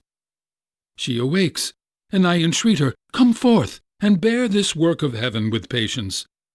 And then a noise did scare me from the tomb, and she too, desperate, would not go with me, but as it seems, did violence on herself. All this I know, and to the marriage her nurse is privy. And if aught in this miscarried by my fault, let my own life be sacrificed, some hour before his time, unto the rigour of severest law. We still have known thee for a holy man. Where's Romeo's man? What can he say in this? I brought my master news of Juliet's death, and then in post he came from Mantua to this same place, to this same monument. This letter he early bid me give his father, and threatened me with death, going in the vault. I departed not, and left him there. Give me the letter. I will look on it. Where is the county's page that raised the watch? Sirrah, what made your master in this place? He came with flowers to strew his lady's grave, and bid me stand aloof, and so I did. Anon comes one with light to ope the tomb, and by my master drew on him. And then I ran away to call the watch. This letter doth make good the friar's words, their course of love, the tidings of her death. And here he writes, that he did buy a poison of a poor apothecary, and therewithal come to this vault to die, and lie with Juliet. Where be these enemies, Capulet, Montague? See what scourge is laid upon your hate, that heaven finds means to kill your joys with love. And I, for winking at your discords too, have lost a brace of kinsmen. All are punished. O brother Montague, give me thy hand. This is my daughter's jointure, for no more can I demand. But I can give thee more, for I will raise her statue in pure gold, that while Verona by that name is known, there shall no figure at such rate be set as that of true and faithful Juliet. As rich shall Romeo's by his ladies lie, poor sacrifices of our enmity. A glooming peace this morning with it brings. The sun for sorrow will not show its head. Go hence, to have more talk of these sad things. Some shall be pardoned and some punished, for never was a story of more woe than this of Juliet and her Romeo. Exeunt. End of Act 5. End of Romeo and Juliet by William Shakespeare.